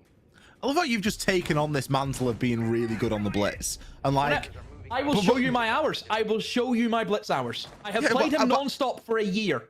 But hours don't mean anything. They do. Of course they do. But no, but it's like you're self-proclaimed. I just play a lot of blitz. Yeah, but no one's come in here and told me that you're good. Pengu will vouch for me. Pengu will vouch for you. Brilliant. He'll vouch for me. Of course he will. Willie though? Tim will vouch for me. I mean, Tim's very polite. Tim might just be feeling like he's doing you a favor. No. I think Nick's co-streaming, so if he vouches for you, then fair enough. He better vouch for me, because he's played with my blitz. He's played against my blitz! He knows! Shocking. Well, no blitz this time. Instead, a little bit more focus on some of those disruption operators. Well, I mean, Blitz is a disruptive operator through and through, but Capital... Oh, sorry, there is a Blitz. Yeah. I'm blind to it. The Blitz is now going to start to push on through. Here we go. That's what you're talking about with that aggression. Oh, the C4 gets thrown, but just a double melee coming out there. C4 instantly pops. A lot of work being done in the first minute and 10 seconds. And look at the defenders that are all huddled together inside a construction right now. I mean, this is the kind of attack that I love seeing. Using the Blitz just to run at that mirror window. You can bash it in and just take the engagement onto the player, isolate it inside a bathroom. And once you get bathroom control, it's really difficult then for the defense to try and battle back, because you're playing from these long angles and a lot of stuff is going to be exposed to you. Somehow, the mirror has rotated into Jim. I don't know how that's been allowed to happen in Soldier Falls because of that. Whoever's the cover on the window? PSG have crumbled just because a few players were not in the correct position. They have allowed Blossom to retake the site. Now it's a 1v4 for Ryder. Outside of the breach. There's a minute to play with. Lisa from the grave able to get a Claymore kill, but other than that, this is a very difficult clutch. You're up against 3 operators, all on full HP, and 125 in each of them. That's a lot of health you have to try and go through. Look at the positioning well from Blossom, all tucked in together so they can swing off one another. I don't even think they need that. CRN able to swing, picks up yet again another kill. Is that his third in a round? I think it is. Blossom, retake successful. I was a little bit worried for Blossom there. I saw the players sort of all huddled together. The initial engagement really didn't go well for them, but they managed to stabilize. Just goes to show that, you know, even if you do have that aggressive play in the early part of the round, in the first minute or so, you can't take your foot off the gas. You can't fall asleep at the wheel. And it really felt like PSG Talon just gave way too much space up to Blossom and allowed them to make those rotations. Successful on that second floor bomb site inside a gym. They're going to go for the alternate second floor site. CCTV and cash right now. Yeah, I mean, obviously Rafters is the big contention you have to look at. And with the Azami, you kind of think, should they have went here? You know, like in my mind, it's just Azami makes this Rafters playable. Without that Ollie, you're gonna get absolutely melted. I mean, literally, because they have a Capital as well. 10 seconds left. Yeah, Capital will actually melt you. It's going to be quite a similar lineup as well. It's obviously a very similar intention right now. You don't have the Monty to push in through the garage, though, which is obviously one of the ways that Monty is exceptionally strong. With the Bees and the Capital, you still should have enough. Now, we've got a Frost and a Legion. I mean, the Legion pick is great. It's typically brought for the Monty. Things that worry me here is that there's no Wamai and there's no Azami. They're two things that you're really going to want to try and have to try and hold into that garage, and not choosing to bring them. I mean, the Azami is removed, but the Wamai does give you that ability to capture those firebolts, and that can be the difference maker. Swapping mags!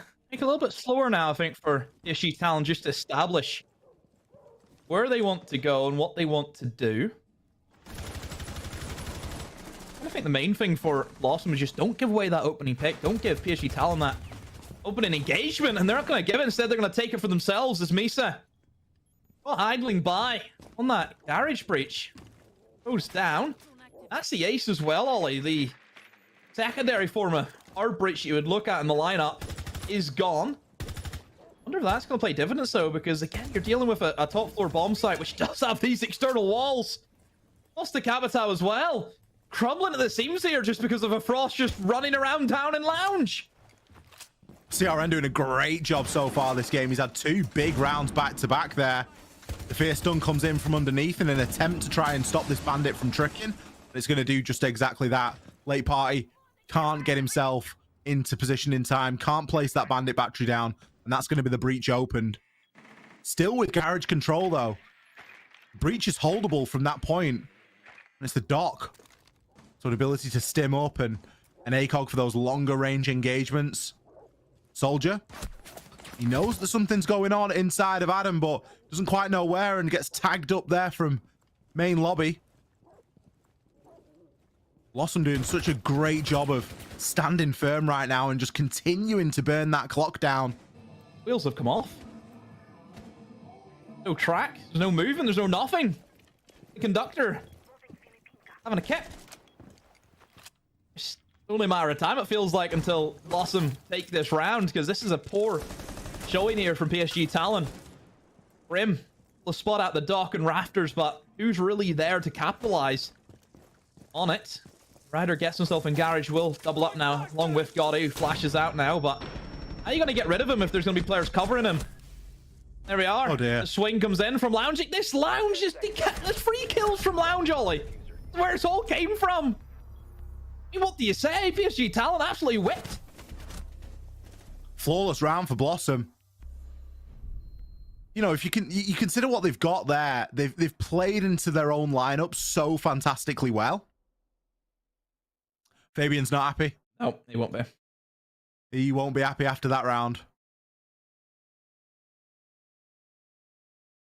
And we've all listened and heard about some famous Fabian timeouts over the years. What are we doing? I think back to SI 23. Yeah. Where we got the listenings. Some real insightful stuff, not just from Fabian, but from other coaches as well. Mm-hmm. There's clearly some fundamental things that are going wrong here. I got the vouch, by the way. Did you? I did. Have you been dual listening? No. I've received the message. Oh, okay. Well, I'll take my hat off to you then. You can continue. Hold that, Ollie. Hold that. I feel like we needed the vouch for the viewers as much as anything as well. Yeah, it wasn't for me. It was for everybody. And I think they'll take Pengu's word for it. Oh man, they'll take Nick's word for anything. Nick could tell people that the sky's pink and people would believe it. Because the thing is as well with Nick, he's been retired for what, nearly 3 years now? Over 3 years, whatever it is. Still holds the record for the most like medals won. Yeah. Which is absurd. I've played a bit of rank with Pengu, but not a lot. But I remember one round very specifically, and the way that he told me off at the end of the round, I've never felt anything like it in my life. And I knew then that I could never be a professional player. 5 seconds left. Can't take the criticism. Couldn't take the criticism. Have you ever played with Fabian? Yeah. Boy, he's another level. Him. But that's different because I just laugh at him because I'm just like, yeah, whatever. But like, and I don't know why that is, but I find it funnier when it's Fabian. But when it was Nick, like, I found it really serious. Anyway, who would have thought it? Blossom, 2-1 up so far. Yep. Off the back of a flawless round, it has forced PSG Talon to take a tactical timeout. I would say more than anything that time at LB, probably Fabian telling them, why are we not respecting these guys? 'Cause that's what it feels like. Yeah, maybe. Why are we not treating them as though they're going into it way too cocky? That's what it feels like. Certainly in round number 2, I think you could forgive that for a little bit of cockiness. They're just wide swing and lounge, you know? Dudes. Oh, That's more like it. Almost from Misa. There's a dangerous angle. Look at the mute though. See. I see what? What was that? I don't know. I wasted C4 nonetheless. I was like, where's he going with this? But it just, I don't know. He just, yeah, we move. Oh my word. Maybe it's to give a distraction bait. Look at this from Zeron. In the tyrant position and he gets the kill from it. Soldier down. A missed drone. PSG Talon. Hairs in the back of the neck. Has to be sticking up now because there's a roamer on the loose. Yas able to find one and no, a whiff from Yas. Almost a whiff. Zeron finally goes down. My word. What a game so far. I don't even know where to go now. I mean, you look at that and you think, okay, how bad really is it? Okay, we've lost a mute. The mute had already used the C4. The Warden's the big loss there, I think, for Blossom. And for Talon, from here on out, they've got a minute, so they should be fairly plain sailing. They've got vertical control. They've got everything locked off. They should have flank drones in place as well. Get dirt tunnel open now. And you get every opportunity now. You can go for a little kitchen dirt. You've got main stairs. You have to go kitchen here. You have to go kitchen. Oh, there's a Goyo canister in kitchen hatch. That's probably the only thing they'll struggle with. So, I mean, they're definitely going to go kitchen. They're stacking up. They've got the diffuser ready, but those flames, is that going to give them enough time? I think it might give them 5 seconds. They're making a rotate as well. Maybe they're looking to push down main stairs with the diffuser and into sight that way. I'm not entirely sure, but the flames are going to cause issues. And yeah, that's exactly what they're going to go for. They've opened up the wall to allow Gotti to run down long and straight into armory. The mirror window is there, so it's going to get a glimpse if He's not looking at it. the mirror is looking in the right direction and the plan starts to go down. Now Gotti's been allowed to slip on in. Late, going to pick up one. Dog, another. Plant has been confirmed, but it's now got to be held. And Gotti has got the diffuser down. He's got to do the rest of the work as well. He needs to pick up 2 kills. Going to make a rotation now. In through Moto. Get himself into church. Blossom, they've got eyes on the diffuser here, but have they got eyes in the right direction? He might catch himself one for free here. No, narrowly misses the head. Not going to pick up 2 kills in the round. If that had been a headshot, it would have been very dicey indeed. But as it stands, Blossom, they took another round away. Who was it that dropped the hatch? Whenever the diffuser went down, who dropped the hatch? Was it Yas on the Ram? I don't know who it was. Somebody dropped, and they should never have dropped, because then you have nobody upstairs holding the vertical. He dropped right as the diffuser got planted, because he thought his teammate was maybe going to die. The diffuser was going down. Nobody was there to stop it. Blossom had no idea that diffuser was being planted, because the mirror was not looking towards the window to see that player bottom main stairs. If you drop, you give away that vertical pressure. Where that diffuser goes down, you can just sit above. Everything was opened up because of the ram drones. That's just one little blunder. One guy just kind of almost jumped the gun where he didn't need to drop. He just had to wait his time, trust that his teammate would get the diffuser down, and then win the round. 5 seconds to go. I've been told off for that as well. Attackers are moving out to By locate who? the bomb and defuse it. Everybody. Everybody. Yeah. That's one of my... I just like being in the action, you know? Well, you think... The thing is, you say that, you'll get more action by sitting and probably picking up 3 kills from the retake attempt. That's absolutely. You just get freebies from the hatch. No, I've learned that. Yeah, absolutely. I mean, I never play the hatch because I'm always first in. Ed, usually. I'm the one having the plant. See, planting that site as well can be treacherous sometimes. There's a lot of different angles you have to worry about. And C4s on top of that as well are a big pain. So it's not the easiest, I think, of bomb sites to plant in, but, like, it's the risk versus reward. It's really difficult to get the plant down, but if you do, wow, what a post plant you have if you get it down. I think there's an assumption there from Misa that downstairs is clear. And we know from the outlines that it's not. Now, there is a flank drone there, which is great, but it's only great if someone's on it. Misa going to move in and take control of Lounge. This is the area that devastated Talon last time. 3 or even 4 kills coming from that Lounge area, and Misa's immediately got in and taken that ground as his own. It looks like they do know that somebody is lurking below, but Lucy is going to hit that rotate. CRN, what a game he's having so far, Demo. Doing well. Can have a lot of kills here and there. And right now, if you look at the defense here from Blossom, a little bit of denial. They were more concerned about trying just to deny the breach, of course, with the Bandit. You can come in and just Bandit trick with Maverick being banned away. Very little you have to worry about, apart from some players could be on the windows. So it's one of those situations where whoever gets the next kill may just edge them over the line with taking the round win. Slow down just a little bit now. They can get the wall open. This is the main issue. Bandit, is he going to be home? He is. Late party. Bomb located by Successfully gets it. Yeah, he does. He gets the thermite charge. It was placed right in the middle, Ollie, between both of the walls, so he didn't really have to choose. He just had to put it down on one of them. So thermite charge just ever so slightly being misplaced there. Now this caused a lot of issues, though, for Talon. What a snap there from Misa. Takes out that player you mentioned, CRN, who's been playing extremely well. Now Blossom on the back foot, and like I mentioned before, is that going to be enough just to get the scales into the balance? Over the balance for PSG Talon, perhaps? Great shot there from Yas, aggressively hopping on over. Misa going to pick up the second in the round, and full white flashed inside of 15 seconds stock. Not an easy position to hold. 10 seconds left. That diffuser needs to start going down to extend this time and to really start to put the pressure on. Impact's going to get sent out, but they're not going to be successful with the player just outside. First kill will be found. This is where PSG should just get themselves into a post. Gotti still going to be playing tucked in behind weights. I honestly feel like PSG have salvaged that one there. Yeah. That blunder on the bandit trick for me was, I was ready to go in.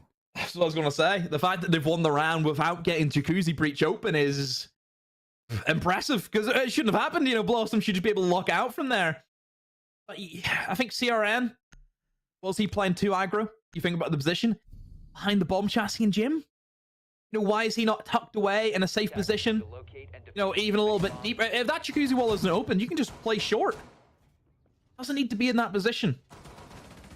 PSG gets him another round on the attack. That sets them up now for tempting to even split as they get their final attack. And it will be onto the CCTV room bomb located and by Cash. attackers. Obviously, you look at the last time they were here, Ollie, it was a disaster. Just players dying before they really even got going. So I would say that's not going to happen again. 10 seconds to go. They need to get the walls open. That's the main thing. I mean, garage shouldn't be an issue with no Azami, 5 seconds. no Jaeger, no Wamai, no nothing to stop projectiles. That should be as free as anything. Yeah, it's the same lineup from Blossom, isn't it? The thing that they did last time about this site is they played the lineup really well. They didn't look to, you know, deny that the throwable utility. They didn't bring the Wamai. Instead, they just played very aggressive inside of Lounge. And I think in reality, you know, maybe they got a little bit lucky. Often you need a little bit of luck sometimes, though.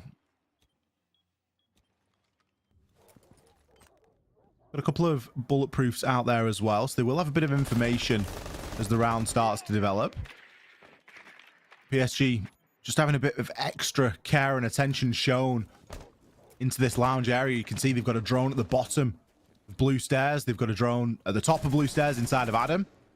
And it's all for this player, CRM. He's got the bulletproof shields player behind. He's got the main door open. He is, by all accounts, fairly safe in his location right now. Last thing you want to do is go on for a single one-way challenge. Nade will come out, and I think that does destroy the bulletproof shield, so that forces CRN off that position. If that can now be held, maybe they can start to get something moving. You get the wall open. Can't really do much on this site. Take the reinforcements out of commission. And the trick. Tempted now from late party. Sophia stun as well. The bit of an old-fashioned way, old-school way of doing it.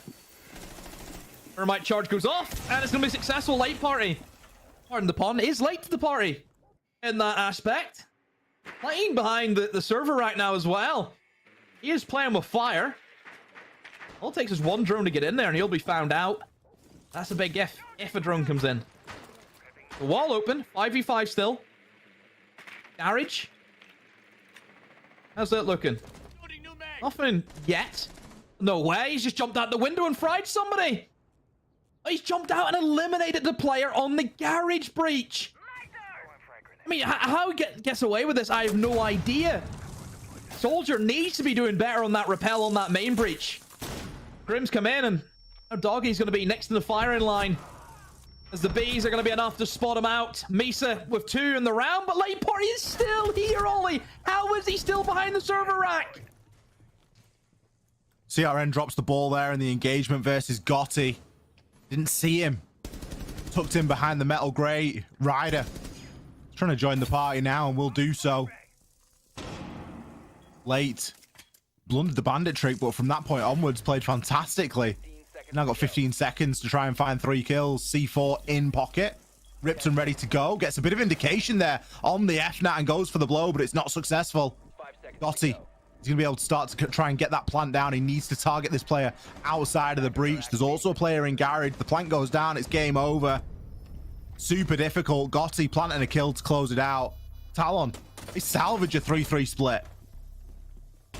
It's looking really scary, I think, for Talon, just the way that round went. I mean, late party, being allowed to do what he did, just play behind the server rack in front of an open breach.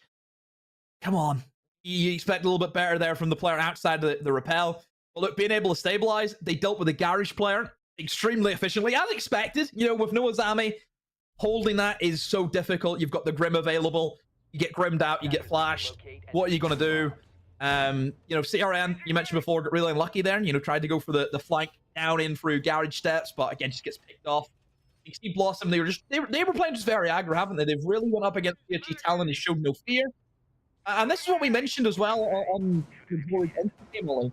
Blossom, you have to be realistic. You know, are they the expected favorites to win this game? No, definitely not. But does that mean that they just have to sit back and let it happen? No, they can just go all out. You never know what can happen. Upsets, they happen all the time.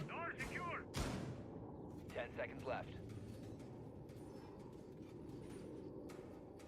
5 seconds Could this be an upset game? There's potential. A lot of this comes down to Blossom and their attacks. Now, so far over the course of last week, they had a 50% attacking win rate. It's a small sample size, but they did play this map. When they played against Orgless, they were good for 4 rounds on the attack. So at the very least, that shows a decent understanding. And if this aggressive blitz is anything to go by, could be about to run a bit of a number, but Talon, they stabilize. They pick up 2 of their own and a down. Gotti, he joins in. Blossom, they're not wasted any time, have they? We got a blitz running through sight, and there's only 40 seconds gone. A cluster of a round, Demo. What has just happened? They just went full send. They've hit the NOS, and yeah, they've been caught by the cops. As easy as that. Talon ready for it. I think it's best just to skip the round. I don't think Blossom want us talking about it, because it was just a whole heap of nothingness, you know? Look, basement, very difficult to rush whenever you're dealing with a lot of players. Like, you can understand rushing if there's like a massive amount of roamers, but whenever you're up against, you know, wardens in sight, you can just sit back. A lot of the utils are going to be focused around flashes and smokes. The warden's going to be the perfect operator to counter those rushes. Blossom just not looking at the bigger picture.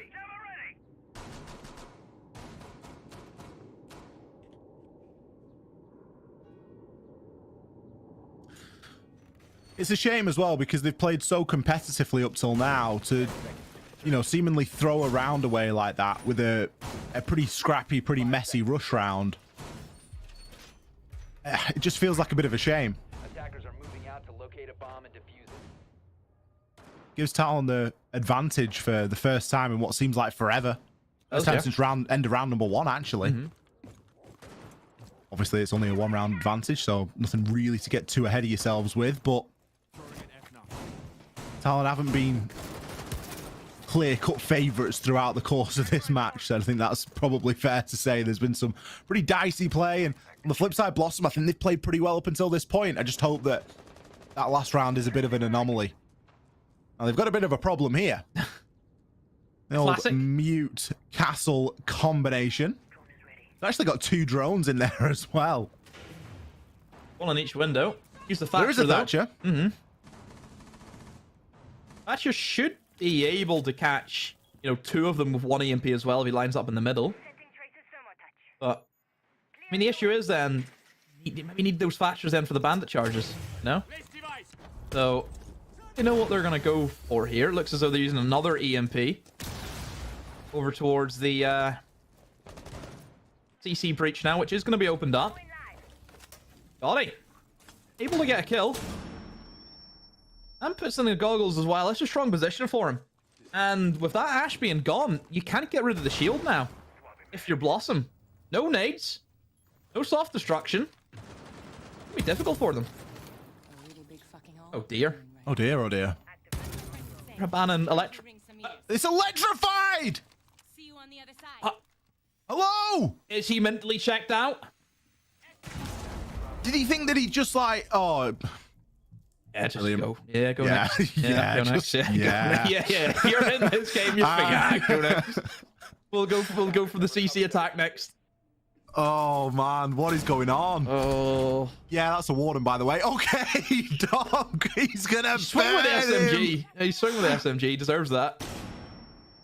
Got you there, gets punished. You look at Yas, by the way, still in here. Dancing on the table. He'll be droned out by the Twitch drone, and let's get finished off, actually. Nobody there to give the cover. Doggy went for the double swing. And look at this from Soldier. Yep, smart maneuver. Well played. Reinforces up the wall. And as we know, with the hard breachers off the board, there's only one way they can go. And even look, the castle barricades are still up, Ollie. They have to walk through one door and one door only. What has this Thatcher been doing? He's got no EMPs left. We've seen electrified walls and the castle barricades are still up. He's been allowed to walk in, but his teammate falls behind him, finds one on a lucky pre-fire, but a C4 from below.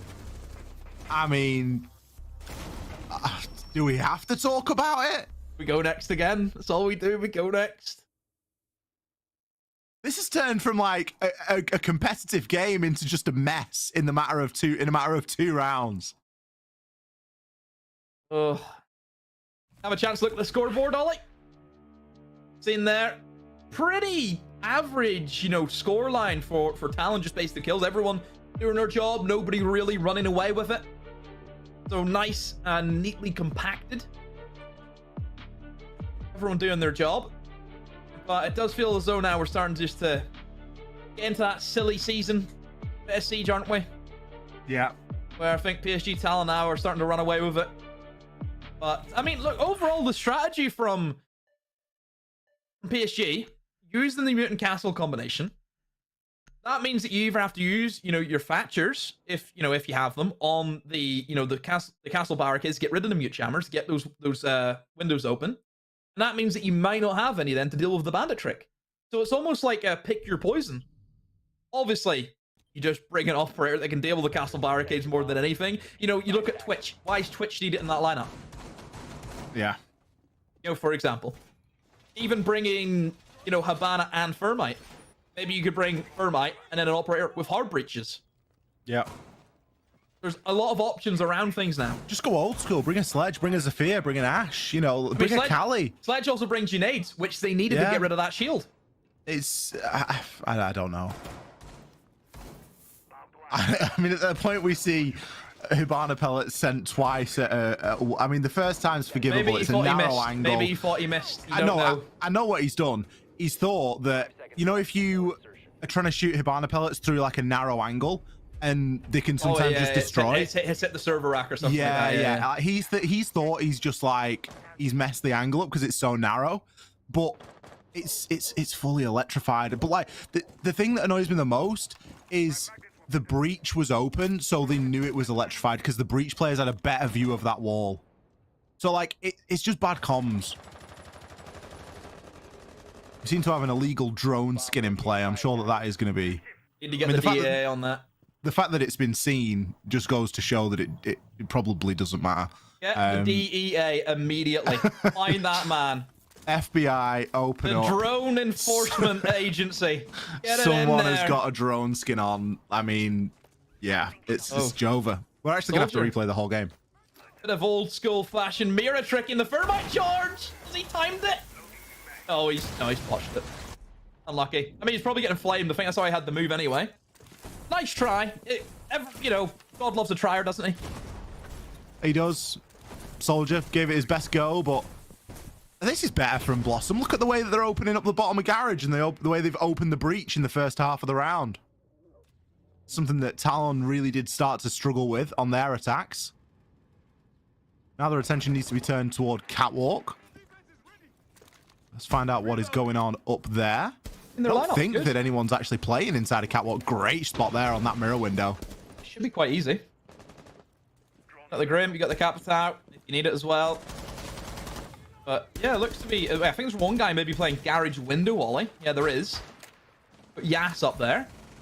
And another one actually inside a Catwalk also. So you still do have the two players you have to deal with. And oh, he's using his Grims actually downstairs to try and stop them from retaking Lounge Ollie as they use the Capita as their main pushing power. But they did not know that there's two players in Catwalk. And Yas is able to give the cover off to Mason because he's Doc. All of the damage done to him from the Capital Flames and also getting shot in the leg. He's back to full HP.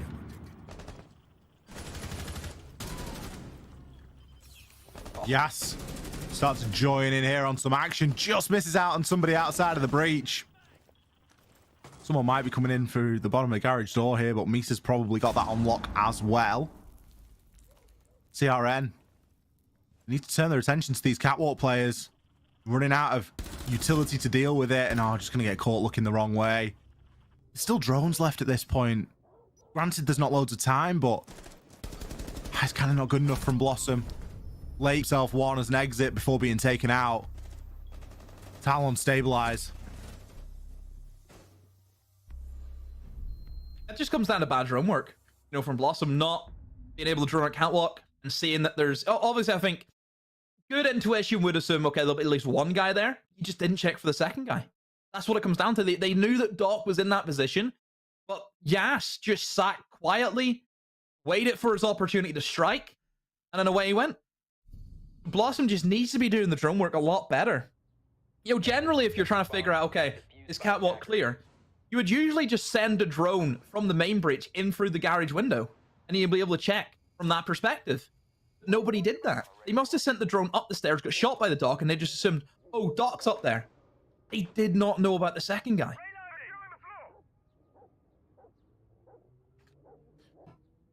Are we check? Oh, this is the DEA checking for the drones. See that, Ollie? The FBI have taken over.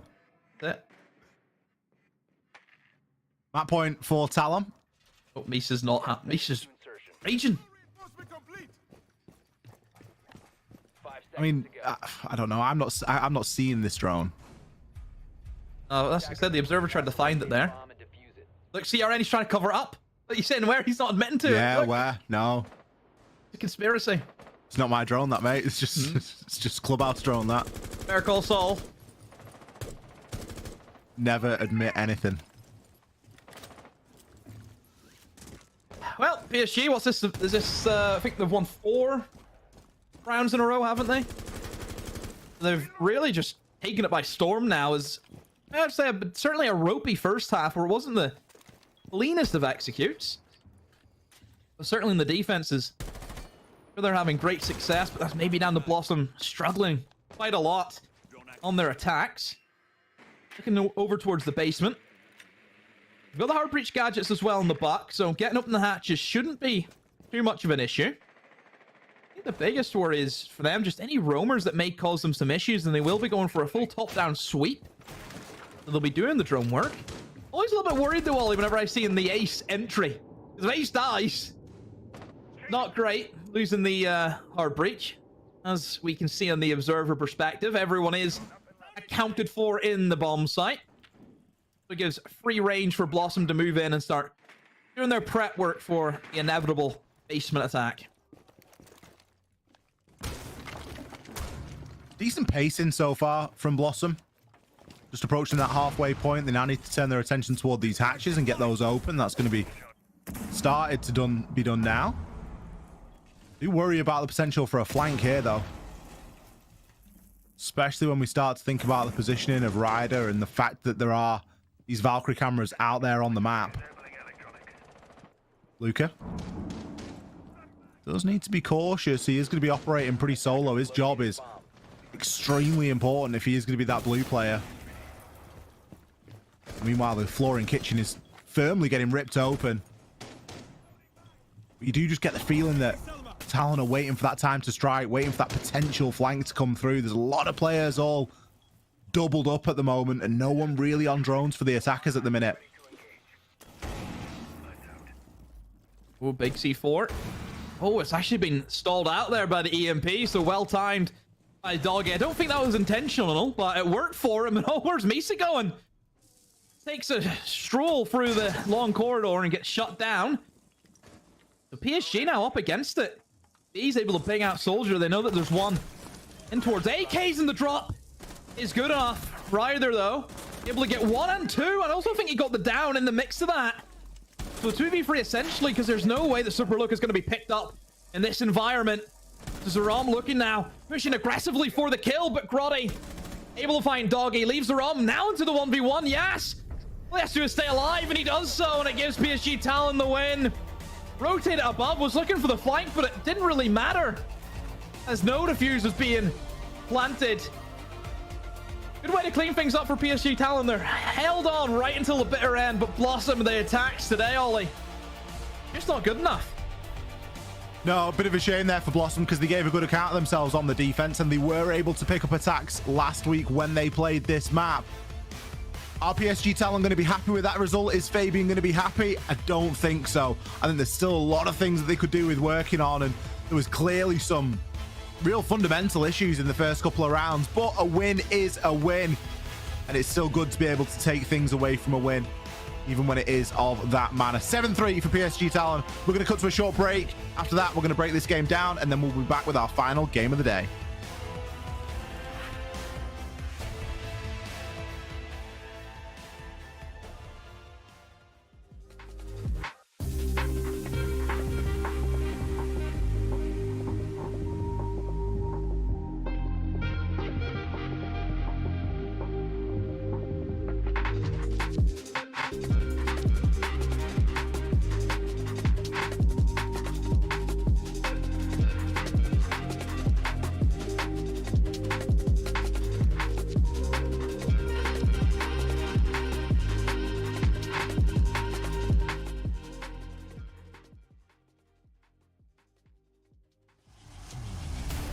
It's total calamity, total mayhem inside of the server. Out of nowhere, they find their round back into their favor. Holding up for the blood, the wave!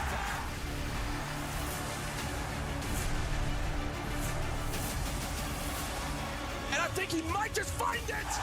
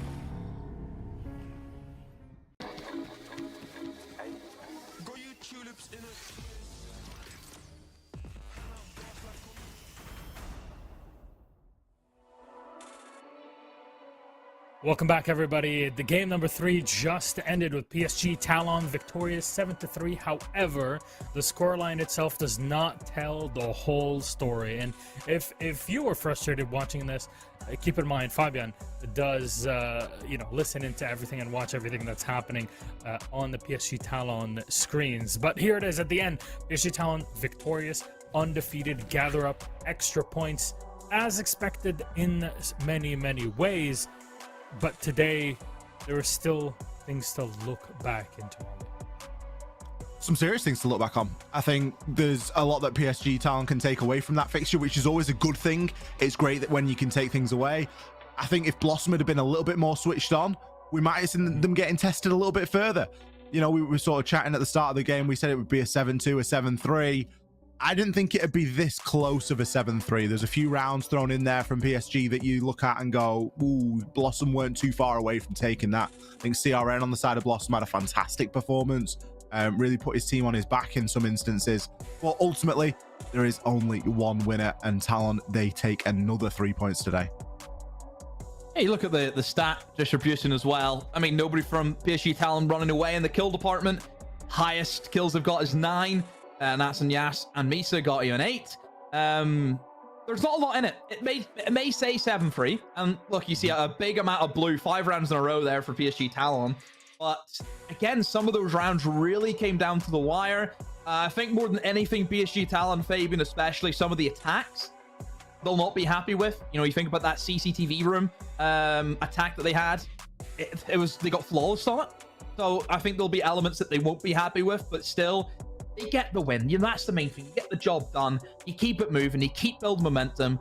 And for PSG Talon, again, have they shown a lot today? They're playing Clubhouse again. We know they'll probably keep playing Clubhouse in these BO1s. I still think they'll be fine. Fair enough. I mean, look, I even saw the comment, you know, Blossom more like Wither. I mean, fair enough. But I think all of us were expecting, Talon to win today. So it was on Blossom, and we set this up before we started our matchup, that this is about gathering experience, because so far they look like they have more and more potential. Blossom, that is. They've already gathered up 3 points. Today, as both of you saw and commentated over the game itself, it could have been a reversal. The score itself does not tell you the whole story. But our MVP of the matchup, I mean, yes, Gotti played really well, has been so far, exceptional player, but looking at just pure EPS to kind of base players in there, we'll put Yas, though I think you could have either or given how things have gone, just because of that extra 10% on the cost, Ollie. You're being way too kind. Gotti has been robbed.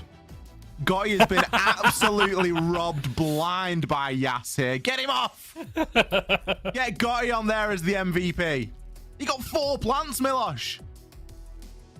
Oh, that's a lot. That's Ace of Pirate levels of planting. That's some serious. That's just Goga levels of planting. It's Breday levels of planting. It's some of the greats. There we go.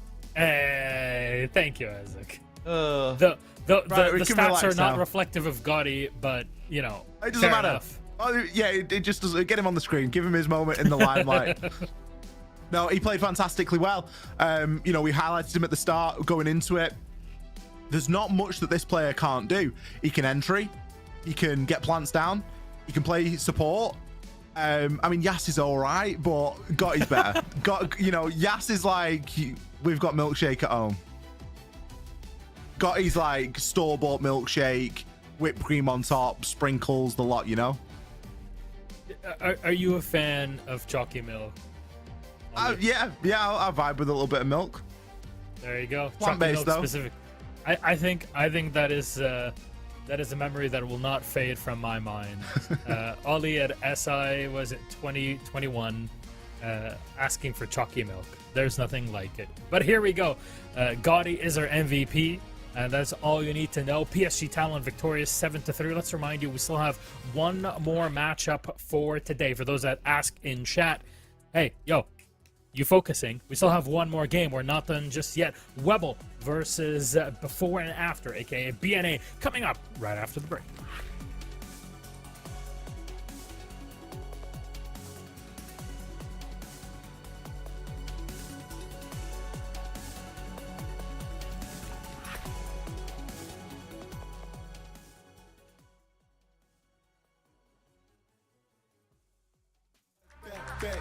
I want that. Hey, tap tap, let's go, let's go. Tap tap, let's go, let's go. Tap tap, let's go, let's go. Right here, can you feel? Let's go. Tap tap, let's go, let's go. Tap tap, let's go, let's go. Tap tap, let's go, let's go. Right here, can you feel that? Ooh, you feel that? Ooh, the real back. Ooh, I'm still that. Ooh, you catch that? Ooh, I guess that. The best back. Yeah, yeah. 30,000 up, I'm a pilot. Might jump out if I'm wildin'. Catch my flow, I'm so stylish. Tap tap, real smooth. Can you play that back, back, back? Can you run that back, back, back? I'm tryna play that back, back, back. I want that. Hey, tap tap, let's go, let's go. Tap tap, let's go, let's go. Tap tap, let's go, let's go. Right here, can you feel? Let's go.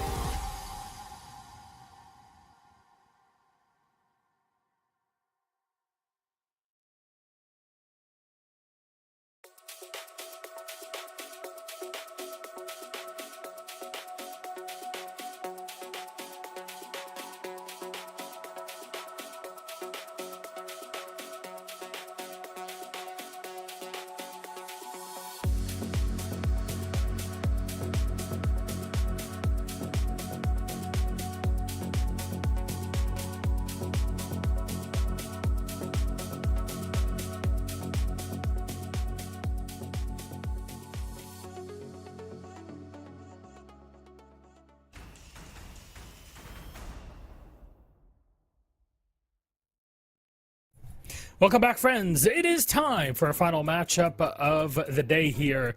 Of course, you are watching the Blastar 6 South Korea League, Stage 2 of 2024. And this final matchup of the day, Webble or Webble versus Before and After, aka B and A.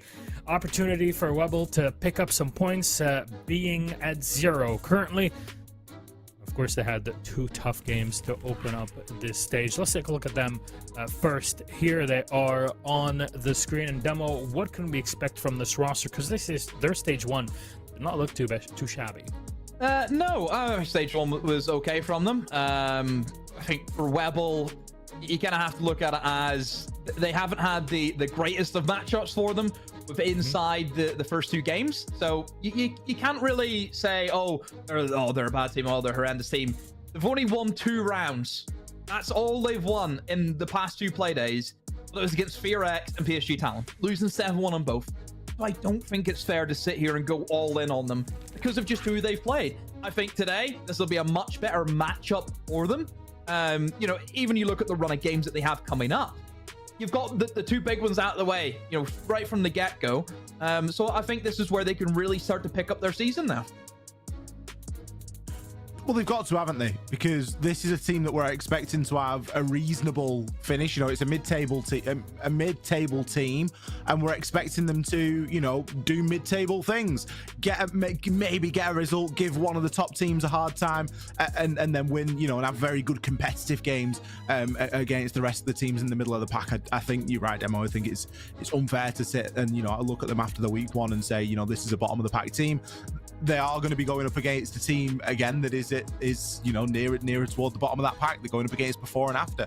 So it's a good opportunity for them to showcase themselves, show us what they're about, and ultimately forget about what happened last week and the fact that they were only good for 2 rounds. Yeah, and they started off with 2 very, very difficult games to play regardless. They had PSG on Playday 2, FearX on Playday 1. It's a lot to handle, as you can see with those results, 7-1, 7-1. However, what can they do today against their opponents? We'll bring them up on the screen before and after. And, well, you got one player that people should know if they've been watching APAC and Korea, especially over the past few years, Katsang. As you see, wearing the old DWG Kia, the Damwon Kia jersey from back in the day. Quite experienced here, but both of these squads are fighting to hold on to those spots that lead you into the playoffs. Only 6 out of the 8 teams will have that opportunity, Demo. Yeah, and that's what's all about, getting in towards that top 6. Keep saying the first 3 are more or less going to be locked away. So it's about who's going to finish in towards that mid pack. And the same way we talked about Webble, saying it's not been fair to them, the teams that they played, I think we can say the same about BNA. They played against C+, they played against FearX. So again, there should be better matchups for both teams going into this. Webble has actually won this matchup the last 2 times that they played against each other inside of the league. Beat them in stage 2, beat them last stage as well. So I think just based on recent history, you probably would favor Webble to actually maybe have a little bit something going for them. Quite possibly. We'll have to see when we get on in. I think, you know, you look at it and you think, is previous history anything good to go off? Potentially. There have been a couple of changes, so, you know, maybe you look at that and you go, is it good enough? Are the changes going to do something to try and upset that apple cart? I think for before and after, again, you look at it and you think, yep, they've got some experience on the roster, players like Damali, players like Katsang, but how does it all mesh together? And almost the name is so almost fitting for it, because, you know, we knew they were good players before.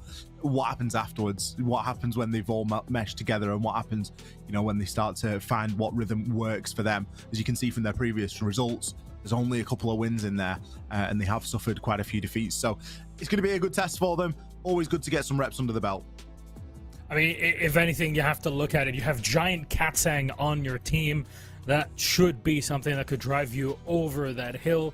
But who knows? There's a lot in check for it. And actually, he is part of our head-to-head. There's definitely one with a bigger head than the other. Katsang versus Zad. All right, there we go. They're relatively more equal, but Demo, how do we compare these 2 players? Hey, look at the jersey that Katsang has on him. That just shows that it's been a while. Mm-hmm. You know, last seen on that Damwon Kia roster, we've seen obviously make that top 4 at the Youngping Major. So for him, I think it's an opportunity for him to get back into the league and just, you know, get playing again. Because look, he was a good player back then. More of a question of, you know, does he still have it?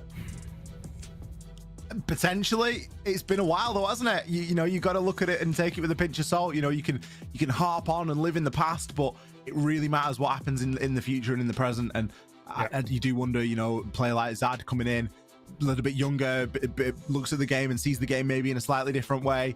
Katsang might have the edge on him in the stats here, but it all matters what happens in the server. Absolutely, absolutely. And speaking of which, why don't we take a look at our map bans? Of course, 8 maps will be banned before we get into that one. And Demo, I want to ask you, what are you expecting for this one? I want to say you'll probably look towards more of the gun-favored maps. You know, I think already, right from the get-go, Chalet's still up, Order is still up, example, oh wait, Oregon's not there anymore. But you still got Labs there. Honestly, I think Labs, as much as what we talked about, strategic, you can still have a little bit more of a gung-ho rush approach. Not going to see that though, as Lab's going to be gone, Border's going to be gone as well. So that leaves us with still the Chalet is available, which could be an option. I mean, if we actually go back and you look at the matches that both these teams have played already during last week, Chalet was one that BNA were happy to go for. They banned it away though this time around, and that leaves us now with the Clubhouse. I mean, BNA, that's the only map that they played last week with Chalet. So I think it's wise to see them ban it away for themselves. Just going back to it again for the 3rd time after losing it already last week, you're almost hitting your head against a brick wall at that stage. Yeah, I think you've sometimes just got to understand when a map isn't clicking, and if it's a map that they're trying to bring into the pool, or a map that they've maybe got different ideologies on, then it makes a little bit of sense, doesn't it? I think going back to a map like Clubhouse, it's a well-known map. It's a map that should be in everybody's arsenal at this point. We know that Webble played it last week against Talon. They were only good for one round on the attack. That remains to be seen as to how they're going to play tonight on it. I don't think it's going to be, the same sort of a game. We're not dealing with the same caliber of team that they're going up against today and before and after. So they should be a lot more competitive. We always say the only thing you need for a good game of Siege is two well-matched teams. And I believe that these are two teams that should be fairly well-matched. I think that Webb will probably have the edge, but I don't think that before and after are too far behind. Well, gentlemen, we do have a slight few minutes here before our teams get ready to go. So we're going to take a quick break. When we come back, it'll be time for our fourth and final matchup of Korea Day 3. Webble versus their opponents of before and after. See you in a moment.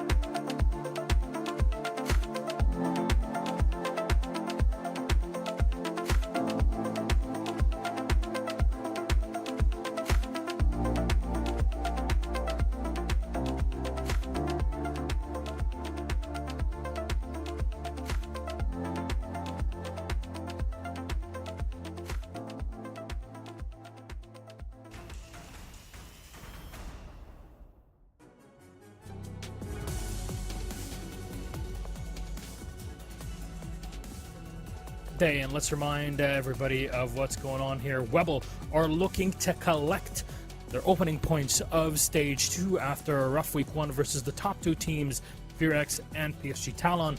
Is before and after? Well, they're also trying to do a similar thing, kind of prove themselves and put something on that board and evade the bottom 2 spots in the first 3 play days. And for that, we had 2 Clubhouse between Webble and BNA, where Webble start off on the fence. With me are the gentlemen Demo and Extra Troika, and I'll leave it to you to take on our game. Thank you very much indeed, Milosh. We are ready to get underway with our final game of the day here. Feels like it should be a lot later than it is, Demo. I know that we were chatting earlier and we're not used to doing a broadcast starting early morning, and we've got the rest of the afternoon ahead of us here, but we have a game to get underway before then. Not deja vu. We are not watching a repeat of the last game, although it is the same map. We've got before and after versus Webble, and I believe that whilst we saw a little bit of a calamity on Clubhouse in our previous fixture demo, there'll probably be a bit of calamity here as well, won't there? I don't know. I don't know if I can take any more crazy games. With what happened on Monday night and some of the stuff that's already happened here today, I think I'm all calamitied out. I don't think that's fair. I think you've got a little bit left in you. I think you've always got a bit of calamity left in you. Oh. Strange bans. A Grim ban here. Grim and a Tubarau. Have we seen Monty banned every single game today? Was it banned in the second game? I think it was. Yeah, it was. Yeah, not a single Monty has been played today because he's been banned every game. Tells you all you need to know about Monty. Tell you, he's S tier. No two ways about it. Oh, we get some old chat. We've also got some DZ fans.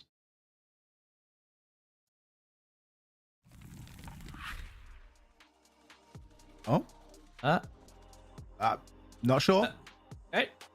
Okay. Tech pause. Oh, tech pause for players to fix cameras, I think. That's what I've gleaned from this. The camera check. I mean, the cameras are very important. We like to rate players based on their cameras. It's true. It's like MTV, you know. Yeah, my what's crib in the fridge? It's pimp my webcam. Pimp my background. What should be happening is we should be looking at somebody. We should pitch this, right? We look at a player and their webcam setup is just horrendous, and then myself and yourself go to their house and we make it look better. You know, would that not be great? Imagine if we got. Do you think we could get a budget to do it? You'd bring in a professional. Well, we would be the professionals, though. Yeah, but we'd have to bring in, you know, the bricklayers and stuff like that, wouldn't we? Bricklayers. We're going to give everyone, like, really trendy New York exposed brick backgrounds. We're going to build them a new house. That's what we're going to do. We're going to build them a whole new house for the webcam. You just knock down the 4 walls that the room is, and then just rebuild those 4 walls only, because that's all we've got budget for. So that you're just left with, like, a real mismatched house. We could do crazy things, though. You could put, like, what did they used to do? They used to put, like, hot tubs in cars and fish tanks and stuff like that.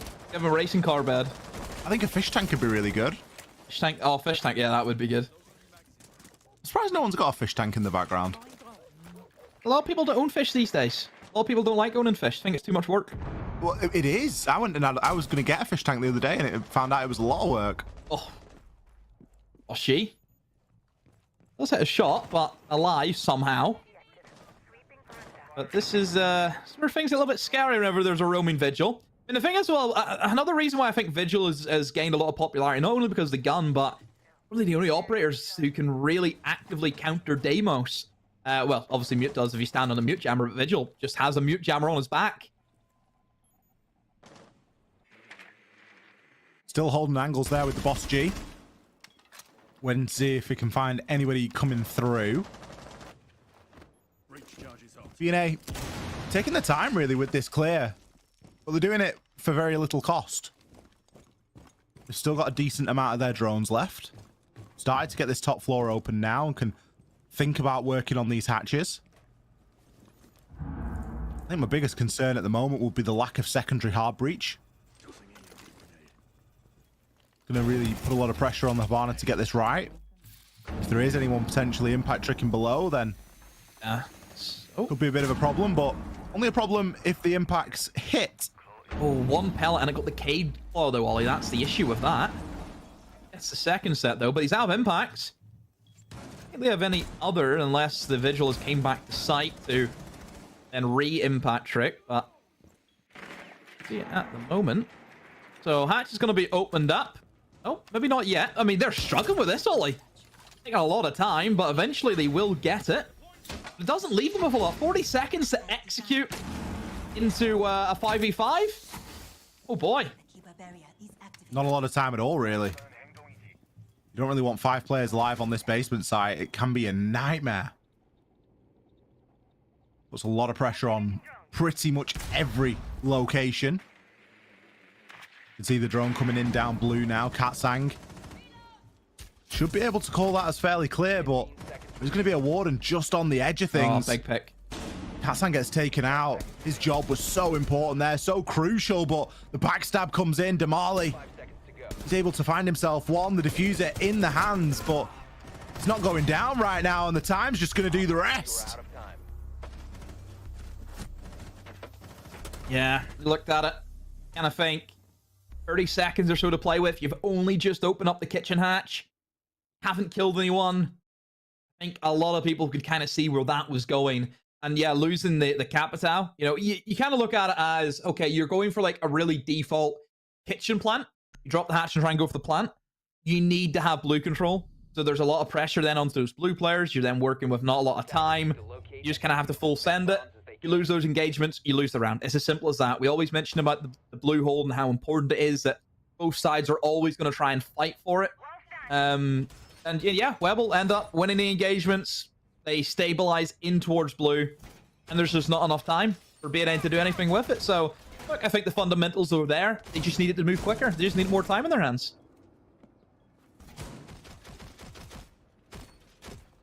Yeah, a bit of a shame because, as you say, they had the fundamentals, but ultimately time is always going to be a big factor. And especially when that basement's considered, and especially when you start thinking about a full 5 versus 5 in the final 30 seconds, that is where the defenders thrive. If you've not gotten a pick as an attacker, you better believe every angle that you're going to want to use is going to be watched, or at least it should be. Is there enough bodies to do it? No success on the spawn peak this time. A little bit of a glance over toward the strip spawn, but we can see that nobody is going to be home over in that direction. It's going to be a gym defense. It looks as though a bit of an across clear is going to be the order of the day. Double hard breach being brought, and the Maverick not taking any chances with getting these walls open. They're also bringing the Cali to assist that. Well, walls are opened. I think maybe Blossom could learn a thing or two. BNA. This is how it's done. With very little ease. Even Mer today as well. You know, Mer Gaming, that they could learn a few things. Because it certainly seems as though BNA, even though it doesn't look... I mean, look, opening walls, I know I'm hyping it up, but the fact that we've seen two teams really struggle with doing that today, it's just nice to see. And up goes the second wall now. Double EMP, no Cade to worry about. There it goes. There you go, Wally. Easy. Job done. That's how we like to see it. I feel as though I'm being so petty. Like, I'm being so catty right now with what I'm saying, but it's true. The thing is, though, it's a thing that you just come to expect, don't you? You expect walls to get opened. And yes, it can be made very difficult. Now, Webble, they're not making it the hardest thing in the world. They haven't brought any denial. They've brought a Cade, and that's it. But what are before and after going to do now? They've got that first step of the plan done. Got Damalian downstairs. He's going to come to blows, no doubt, on those main stairs. It's not the operator you'd send for this roam clear, isn't the Cali. Super fast fire rate pistol, but if you're not looking in the right direction, it just doesn't matter. Boss G going to cut you down. Any weapon would have done it there. First blood going in favor of Webble. Look at the time again. It's so slow, isn't it? And the thing is, you're looking at their lineup. But the Capital, I think you need like a Ying to get them in, because they're really struggling with just, okay, when do we go for the push? your Ying is going to be your kind of gateway to that. As soon as you hear the Candelas, it's kind of like a signal for everyone in the attack to go for it. Now they just have to try and front up their gunfights as best as they can, and they're doing that, though, as 2 kills come in favor of BNA, and an Electroclaw kill as the Boss G, I believe, had got it down. And Inno, the 1v3, sneaking up the main stairs, but they know he's there, and Kaksang able to find the pick. Look, it just came down to just a sheer gunfights and who would win them. And BNA win at that time. A lot of this is just going to come down to time and gunfights, isn't it? BNA getting a little bit fortunate there. The time wasn't looking favorable for them. But if they win the gunfights, it doesn't matter how long's left. As long as the time hasn't hit 0 or they've gotten that diffuser down, it really does not matter. Attackers need to locate and This is where maybe as Webble you start thinking, right, how do we burn a little bit more time? What are some things that we can bring that are going to help us achieve that? Castle, Goyo, things of that nature. They're going to further burn down that clock and further slow BNA down. Of course, the other danger is that BNA, as the game continues on, they're going to get a bit quicker. They're going to get a little bit more familiar. They're going to get an understanding of the pace of the game and the way that the defenders are setting up. And that will allow them to be a little bit quicker in their movements, especially in the early portion of the round. So this is where the mini games come in. I think a mute jammer would be really nice right now. Demo adds a little bit of extra denial, removes a bit of an ability to drone. Information is always something that slows down attacking teams, and lack of it can really grind them to a halt.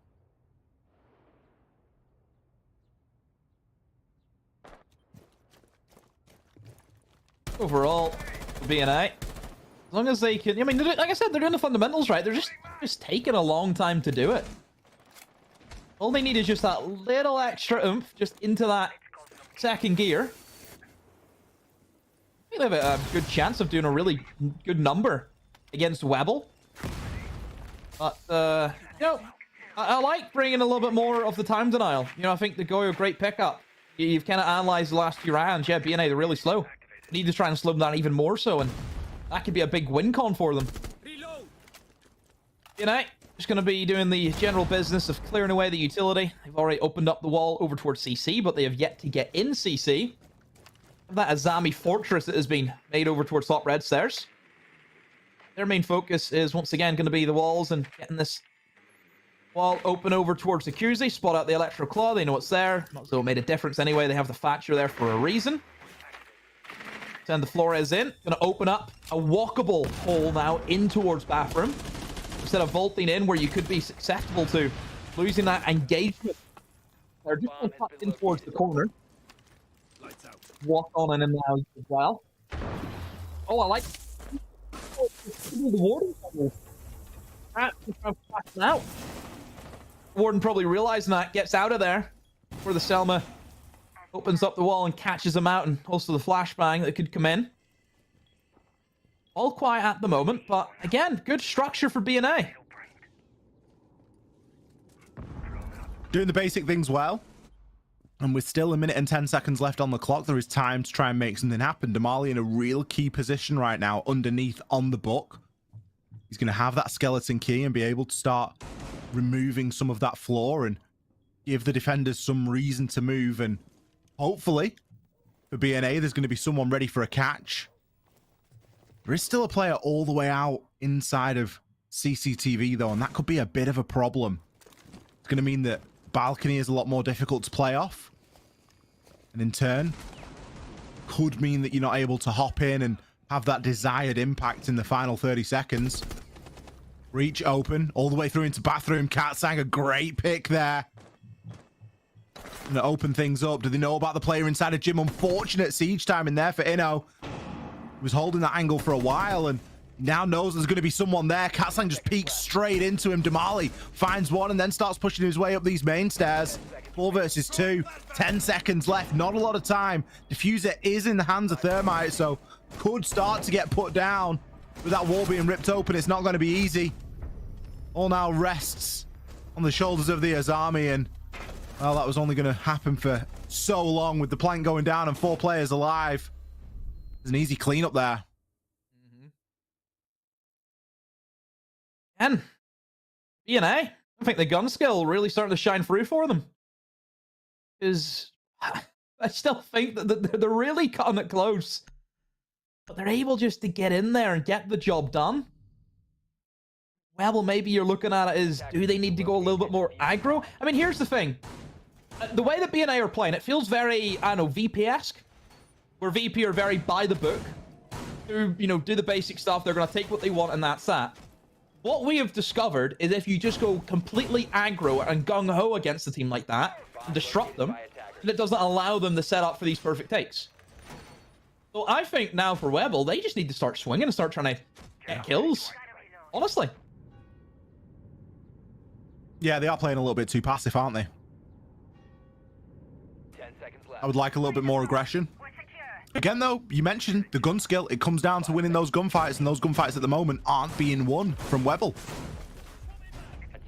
We've seen 3 full rounds. We've got a couple of players only on 1 kill. CG is a shooter at the end of the day, and if you win your gunfight, that's all you can be asked to do. If you're consistently losing that gunfight, then it is going to start to go against you. B&A. Now the different sites to crack. They're going back downstairs to the basement. Going again for this full map clear. Yeah, I've brought in the blitz this time though, Demo. No doubt going to see that sent down through dirt tunnel or down main stairs. But most likely dirt tunnel. There's going to be a bulletproof there. That's going to provide a bit of info for Castle that's going to be playing inside of bar. Look at this. The blitz roam clear. Things we love to see. Yeah. It's very quick and efficient. That's the thing with blitz. Can check a lot of areas very swiftly. If you do run into somebody, then he's going to be completely fine. Has that shield in front of his face. Exhibit A. Exactly like that. Runs into naps. Block the shots. Scare more than anything, I think blitz is a fear factor. Shields in general just scare the living daylights out of roamers. That has got them all back into the bomb site. So now B&A have free range once again just to set up. Last time they lost here is just down to timing. Ran out of it, didn't have enough. Wonder what the blitz is going to help them with. Maybe they see, okay, maybe we do need a shield pushing in towards blue, or more than likely down dirt is where we see that blitz be used more times or not, because it's just that one-way tunnel. You can just kind of explode in towards AKs and clear that position out with ease. Nash playing a risky game. You're on the vertical looking up onto the freezer doorway.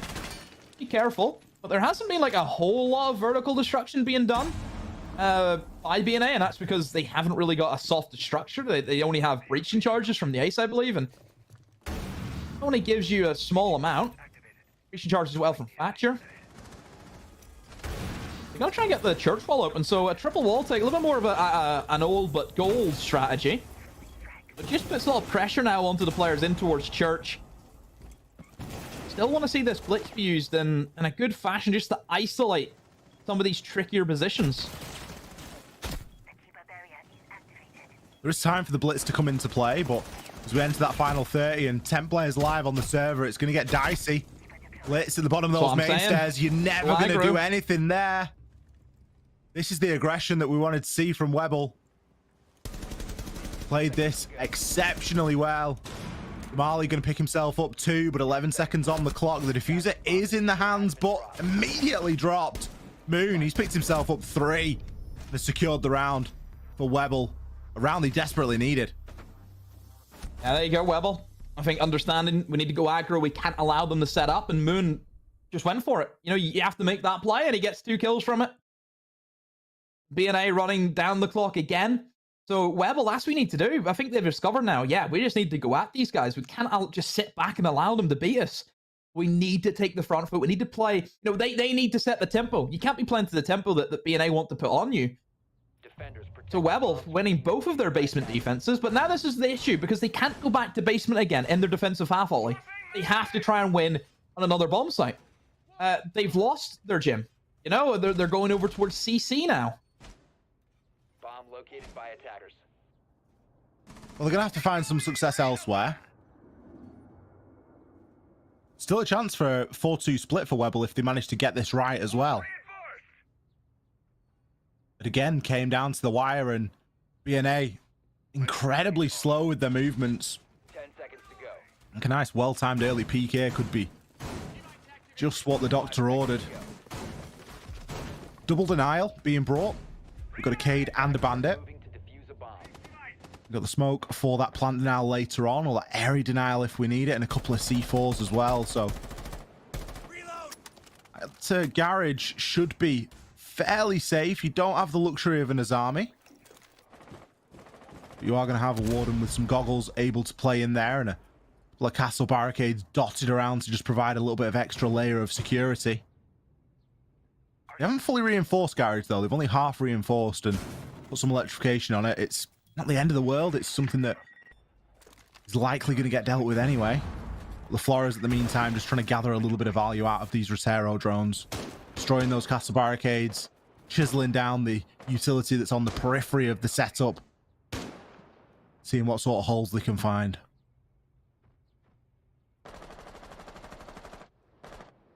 Fairly basic lineup from the attacks, which a little bit of a worry. Missing that oomph, you're missing the Ying or the Capitao, try and clear them away. But we'll be a little bit more by the book. Need to hope that the smoke canisters are going to be good enough here from Webble. That's their only form of denial.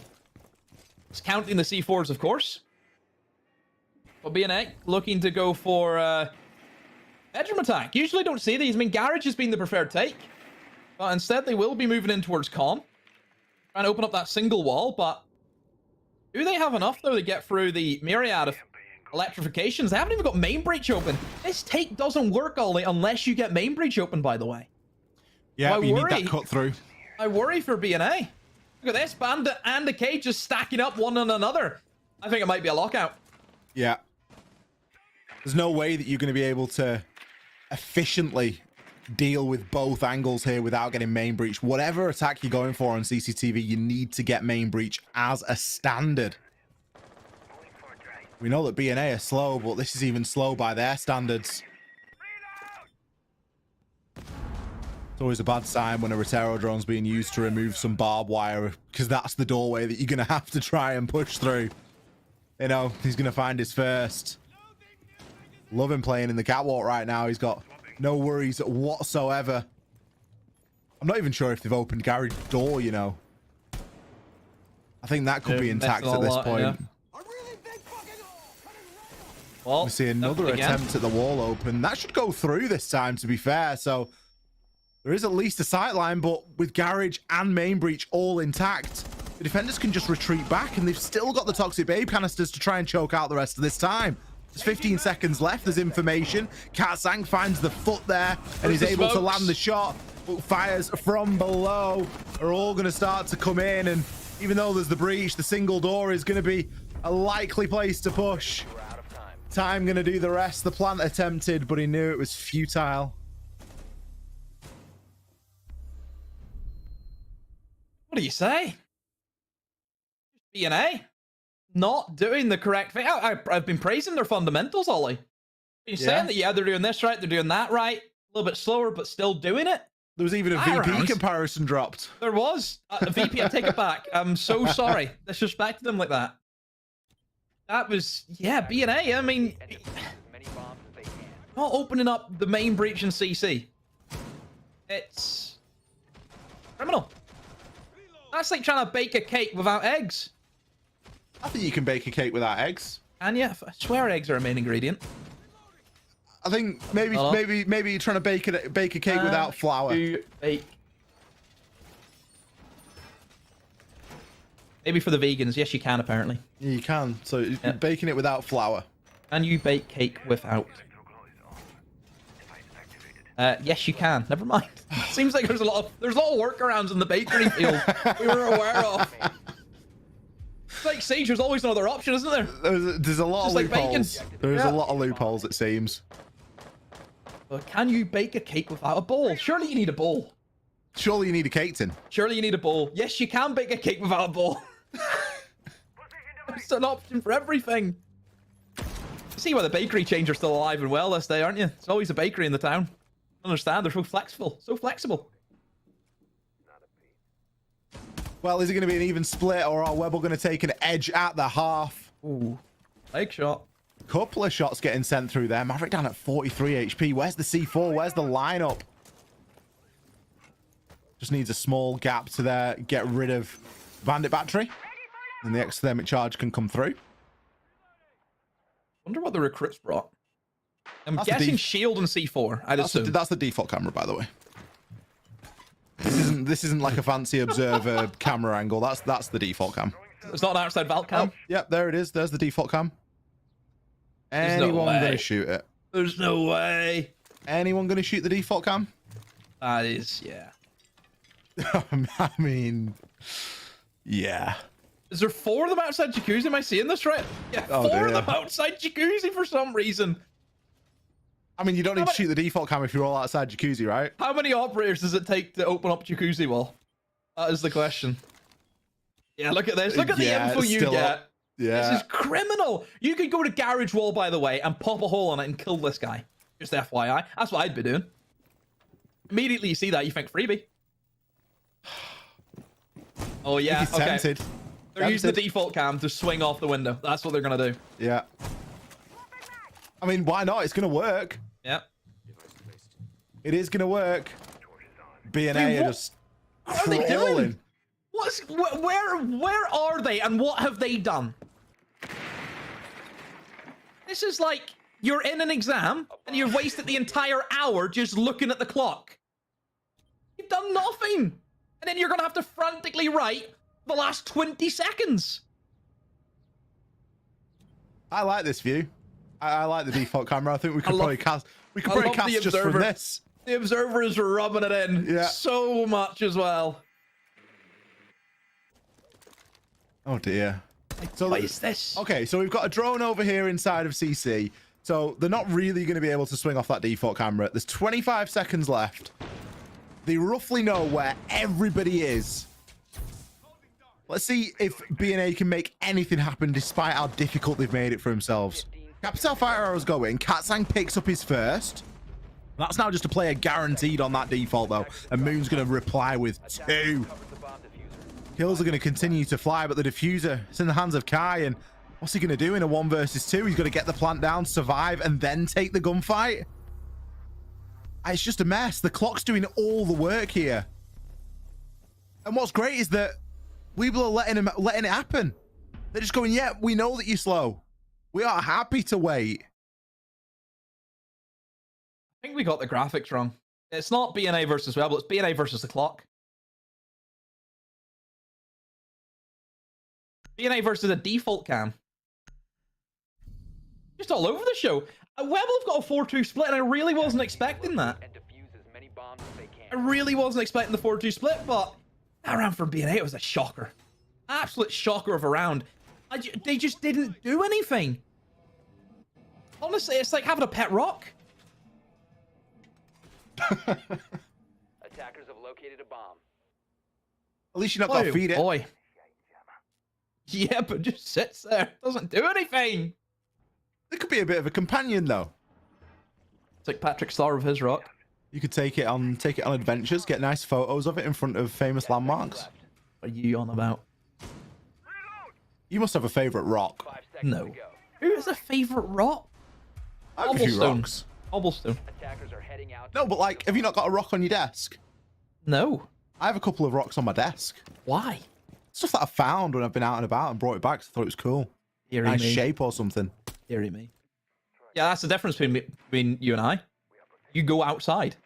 Oh yeah, there's no rocks in your room. I forget. How about this?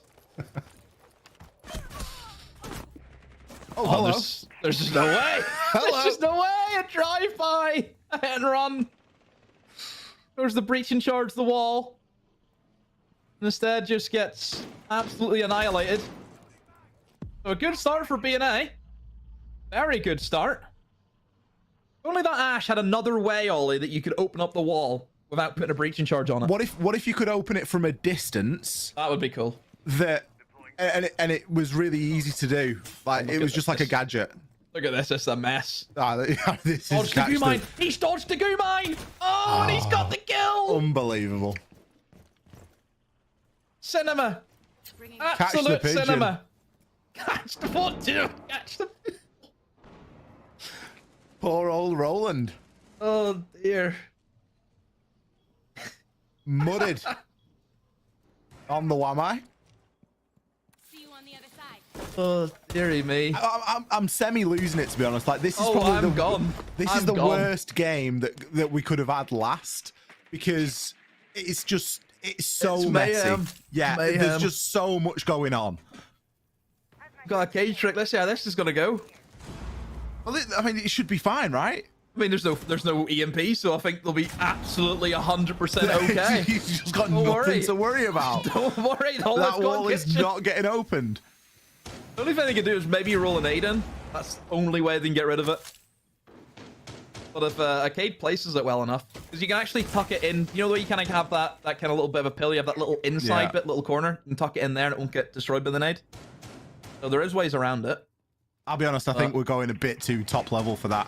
B&A, like, they're not worried about... Well, they're worried about it, but they shouldn't be. Because Webble are just going to end up walking down main stairs and blue at this rate. It just They've comes got down kitchen to hatch open. blue. Yeah, it just comes down to the blue engagement. Which, I mean, they have a Deimos, which, if you are able to find out who's playing blue, which is Katsang, you scan him, gives you quite an easy engagement, you know, in that 1v1. Oh, there we Look go. at this. Naps straight on in.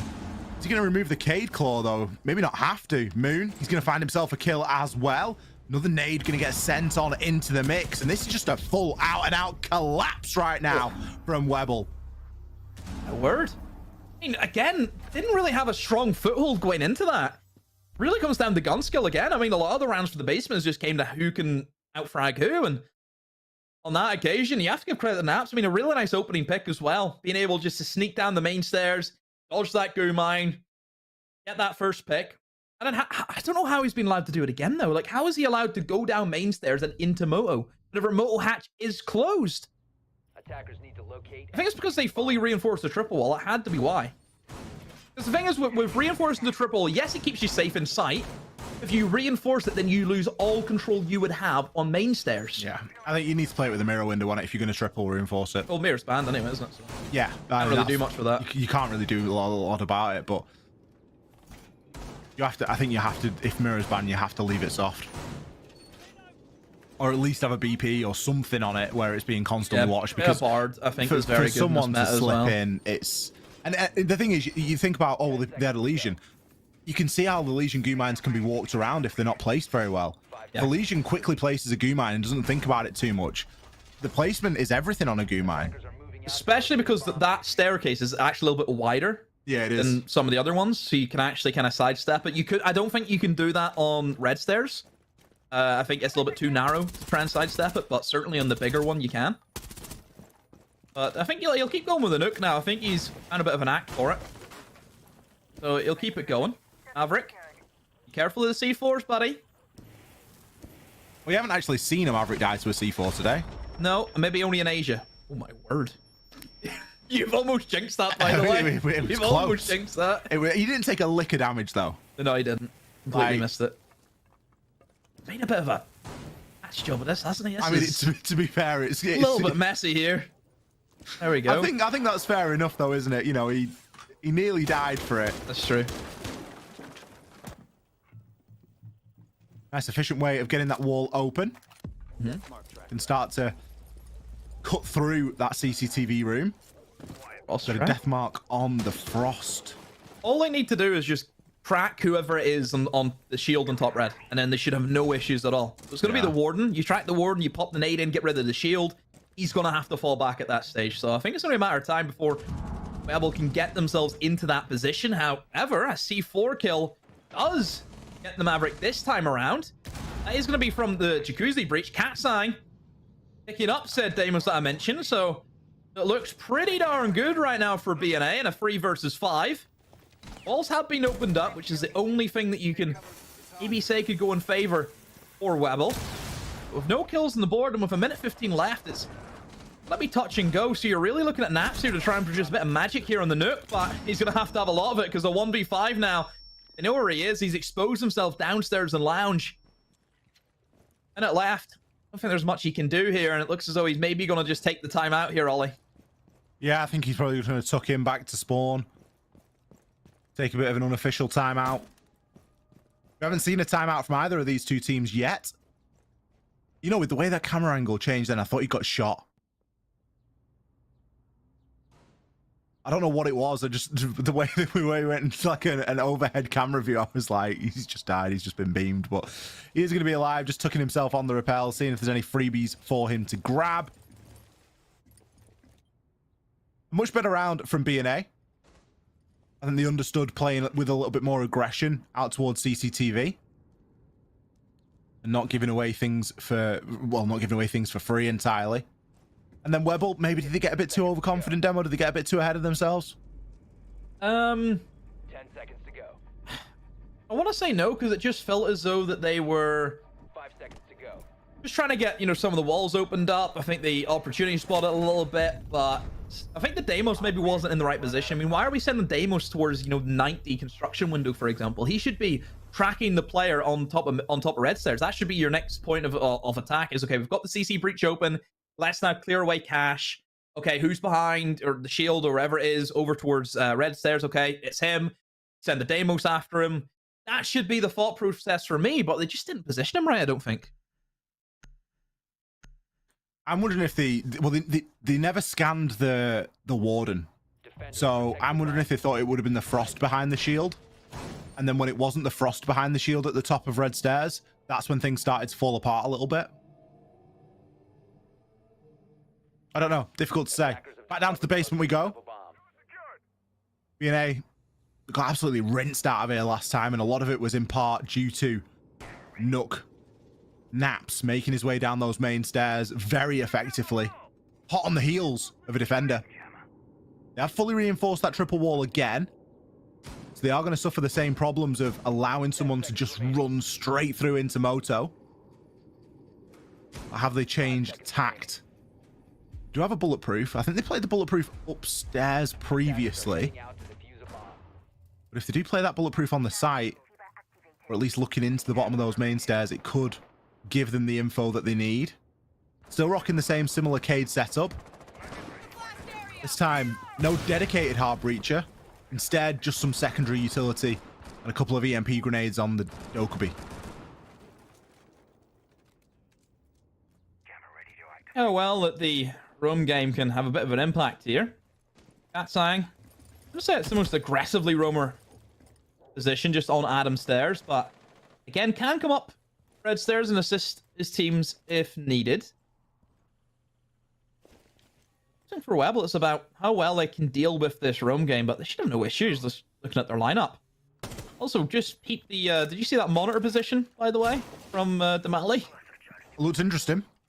Do we call that the dinner plate, perhaps? I don't know. Oh my word. We call it the bad neck. Like, what is that, man? Oh. We'll see if it works for him. Right now, it's still a 5v5. No kills as of yet, which as though that the roamers have been scared away for the meantime, and I'm going to try and lock down some of the positions. And the Deimos very good at just clearing away the roamers, as we know, and it looks as though everyone is going to be back towards the site.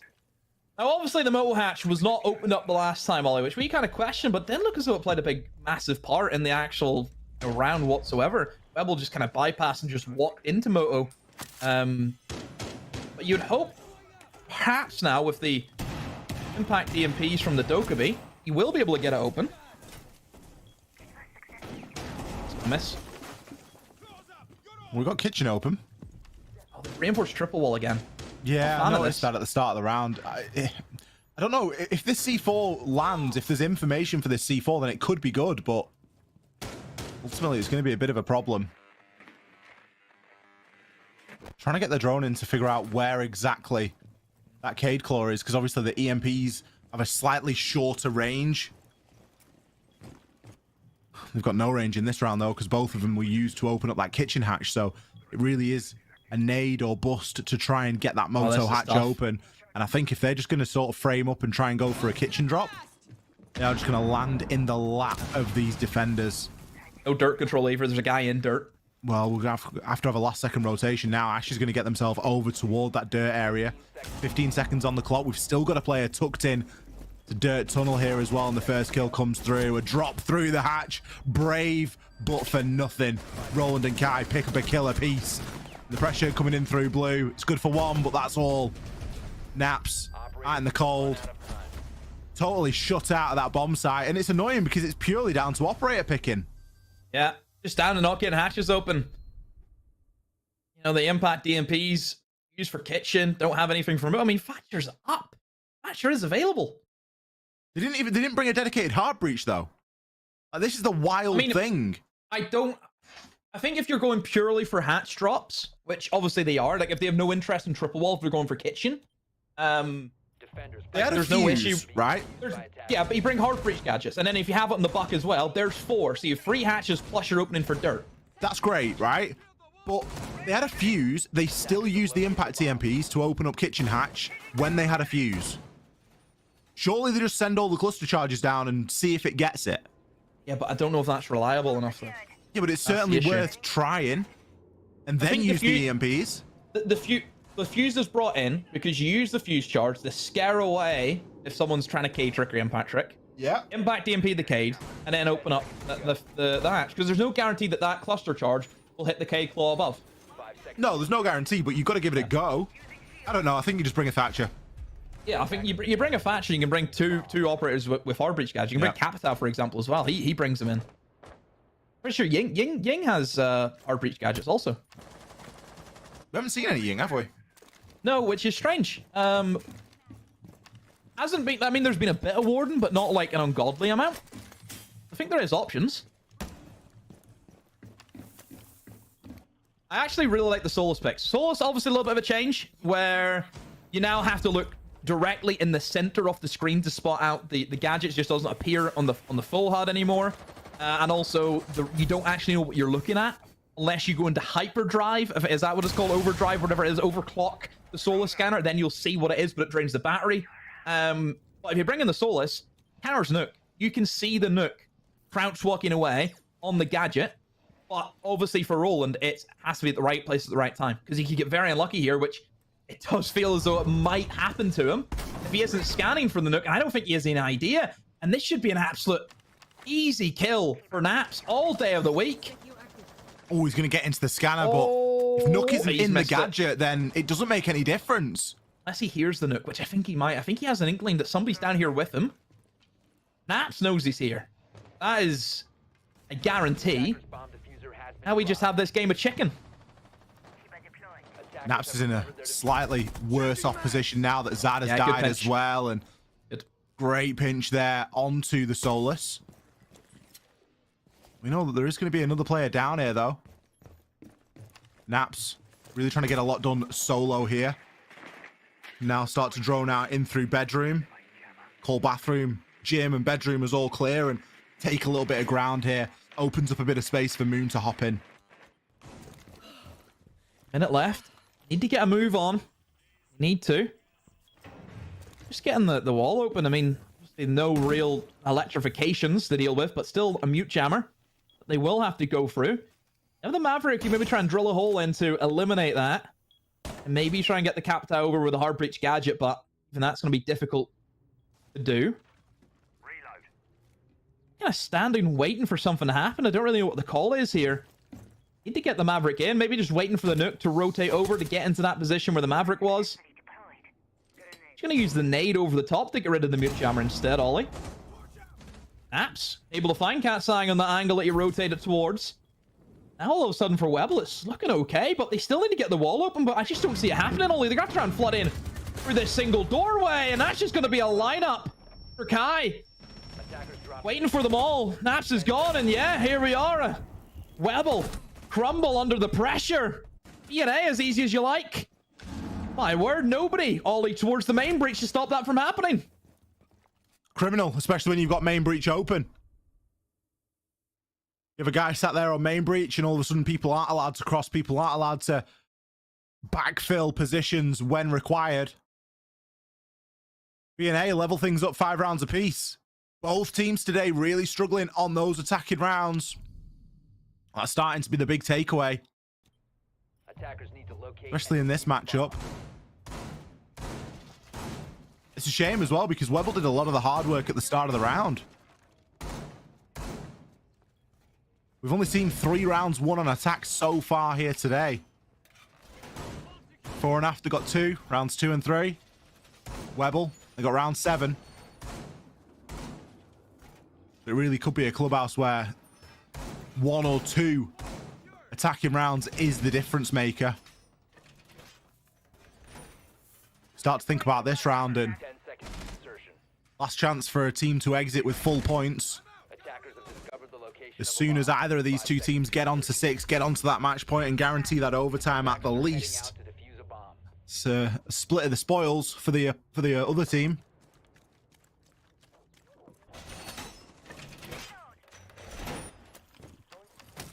B&A pressure starting to mount, I guess, because, you know, these are the guys that are really on the comeback, in my opinion, Demo. Yeah, I mean, looking at this game as went, this is a Webble. We're ready just to run away with it, but B&A, 3 rounds in a row. I think, is it 3 rounds in a row? I think it is. They've been looking good. B&A. Yeah, the past 3 rounds in a row for B&A. But still for B&A, I mean, just have to be careful. They just have to be careful they don't get caught out by silly things, like silly crouch walks, for example. You know, that's really the only way that Webble were able to win their one and only attacking round was down to Nook just kind of walking around the map and... Oh, little old Maverick. Cinema. We Cinema. told you. We told you. They didn't listen to us, Ollie. I love how the observer really goes in. Oh, he's just taking the mickey, isn't he? Yeah. Maverick tricking is very much alive and well. And it isn't a trick. It's a very deadly trick. Thirsty for more. C4 over the top with the lineup. ATH is having a bit of a yawn there as well. See that? I think he's just poised, dare breathe. Oh, London. This from main stairs as well. Shield still intact. ATH though goes down, and now that leaves Damali in a position where he cannot get back to his teammates. That line is now broken, but I don't think he really needs to move though, because he's in a very strong position nonetheless. And oh, he's going to go for the aggressive play. Able to dodge the flashbangs using the warden goggles. Damali on a rampage. 3 in the round for him. On for the quad. If they'll give it to him. He can't single beat him to it. He's swinging in towards that construction window, but instead the Flores has dropped towards the bottom floor now. Onto the ground level, and in he goes, and maybe he will be giving the quad kill over to Damali because he's taking on the same mantle as his teammate, pushing in through their shield. I mean, let's be real. Why is that shield still up? You have a Flores. A lot of questions. Not many answers. 25 seconds. 4 kills to find right now. Damali is really hammered in the nails. You just don't feel as though Webble have got much in their locker here. Round number 11. Players rotating around. They've obviously got the read. Pre-fires are going out now. Great shot. To be fair to him, going to be given 2. Almost a 3rd. Rolling though. Happy to take that swing with the time remaining. It just shouldn't be getting that close, should it? Got a little bit scary there for a second, I'm gonna be honest with you. Oh boy. I mean, B&A, I don't know what's happened. To just flip the switch. They've fallen apart. Why have we not seen a timeout as well, by the way? Great point. Great point. I mean, Webble, yeah, no timeout. We're just going to go for it. Just get stuck in. Oh my. I mean, where do we, I mean, how good your Korean? Where are we headed? Attackers need to locate and defuse bombs. Oh, I wouldn't even know. I No. wouldn't have a clue, I'll be honest. No, I'm sorry. I can maneuver around Portuguese and Spanish. I can maneuver around that. Maneuver. And French, probably. But other than that, no. Don't think I can maneuver around the Korean. I don't know what I would say to him in a timeout right now. Like, what would you say? You've got 45 seconds. What do you say? I honestly think you go for a rush. I think you go for That's I think the you go for a culmination of your 45 seconds. You just say, balls to the wall, we're going for Here's a the rush. thing, if I was the coach, my team would already be prepped with 3 different rush strategies on every bomb site. So I would and say... you'd just be calling 1, 2, or 3. Yeah, I'd go, right, we're doing option B here. Whiff and nuke twist. You know, you'd say stuff like that. Option C, a minute execute. You know, it's one of those. Yeah. Don't worry. Like a little side of Nook. I can do the coaching job, no problem. Do we have, is like an extra blitz a thing? Like, can we have an option one with extra blitz? Double shields, you'd have, oh, Monty's banned, a few shield. Don't worry, we'll make do. Always options. Oh my. Ooh, Damali. He's fired up since getting on the defense, hasn't he? He has been given a lot of free range, though. I feel as though, like, he hasn't really been contested. He hasn't been doubled up. Oh my, my life. What do you say? What a shot onto Moon there. I mean, that's round just said and done. We're going to get a kill back as something. A Webble. He's going to try and push in the site, isn't he? Oh, I think he's got to. He's got his teammates buddying up inside a blue. He's going to find him onto Katsang. Oh, dear. A weird round. I mean, kills now have been leveled out. And that blue position is pretty weak at the moment due to the player inside a dirt tunnel. Roland needs to be cautious. I mean, here's the thing. Look at what there's been trades off. You've lost a C4 from the Mute and also the Izamis. Whereas on the side of Webble, you've lost the Buck. Doesn't matter. You have a Sledge. And the Ash doesn't really matter either. You still have Habana, Thatcher, and Sledge. Those three operators should be able to get every hatch open, do the verticality, and start pushing into the site. The only issue, though, is look where the Sledge is. Inside of dirt, not in a position to try and open up the kitchen flooring. And if that kitchen isn't opened up, look where Kai can sit. Just deep inside of Armory. Stall out as well. Webble there, scrambling to try and get these jobs done, but... They need to rotate the Sledge out. I think you need to give up dirt here. You need to get the soft destruction. You can get the Sledge out, but you've still got things to deal with and still got things to worry about. Way. Marley just being allowed so much space. It's the third kill he's found in the round. Eventually, a brave push through from the Sledge, draws for the pistol, but Roland's there. Damali ties a bow on it. 4 kills. I've disrespected the dinner plate setup for that monitor pause. I was not familiar with your game, Damali. I mean, look over from the bottom right of your screen. He's stunned. He can't believe it. To be fair, I don't think he's taken a breath since about 4 rounds ago. Incredible stuff. But yeah, I mean, 7-5. Fair play to them. They were able to pull back 5 rounds in a row, Ollie, to win this. Very impressive. I think, you know, the comeback that we think that they've had here today, fantastic. Both teams have got a lot to take away from this fixture, though, and attacks were woeful. B&A, they're the winners. They were the team that got 2 attacks and were able to close it up on the defense, avoiding the overtime and taking a full 3 points. We're going to take a very short breather. After that, we're going to be back to dissect this game, to lay out everything that's happened today and give a bit of a recap and set us up for tomorrow. Don't go anywhere.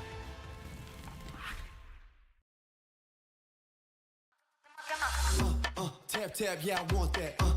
No lines, I don't cut back. Sweet, salty, and all that. Let loose, come get that. Can you play that back, back, back? Can you run that back, back, back? I'm trying to play that back, back, back. I want that. Tap, tap, let's go, let's go. Tap, tap, let's go, let's go. Tap, tap, let's go, let's go. Right here, can you feel? Let's go. Tap, tap, let's go, let's go. Tap, tap, let's go, let's go. Tap, tap, let's go, let's go. Right here, can you feel that? Ooh, you feel that? Ooh, the real back. Ooh, I'm still that. Ooh, you catch that? Ooh, I guess that. The best back. Yeah, yeah. 30,000 up, I'm a pilot. Might jump out if I'm wildin'. Catch my flow, I'm so stylish. Tap, tap, real smooth. Can you play that back, back, back? Can you run that back, back, back? I'm trying to play that back, back, back. I want that. Tap, tap, let's go, let's go. Tap, tap, let's go, let's go. Tap, tap, let's go, let's go. Right here, can you feel? Let's go.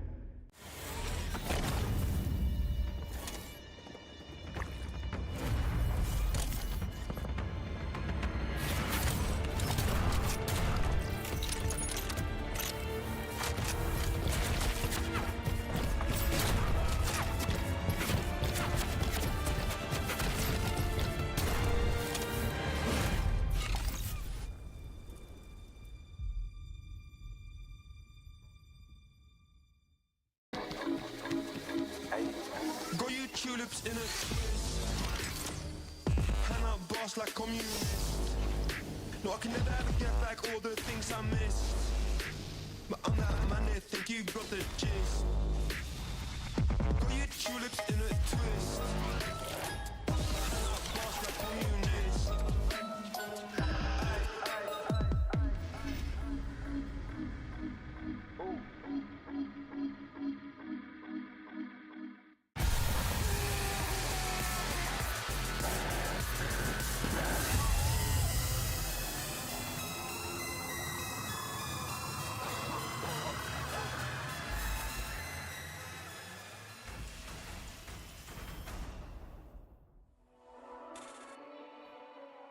And what a game we've had to end our day. Probably one of the most exciting games we've ever seen in Siege, and especially here in Korea. Demo extra trick. I mean, I have to say, at some point, I had no idea who was going to win, but we all know who the real winner always is, us, the viewers, that got to witness that game on Clubhouse.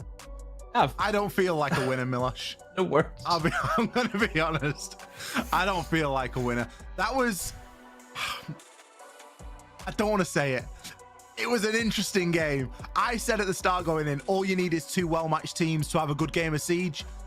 Was it a good game of Siege? It nearly went to an overtime. It was competitive.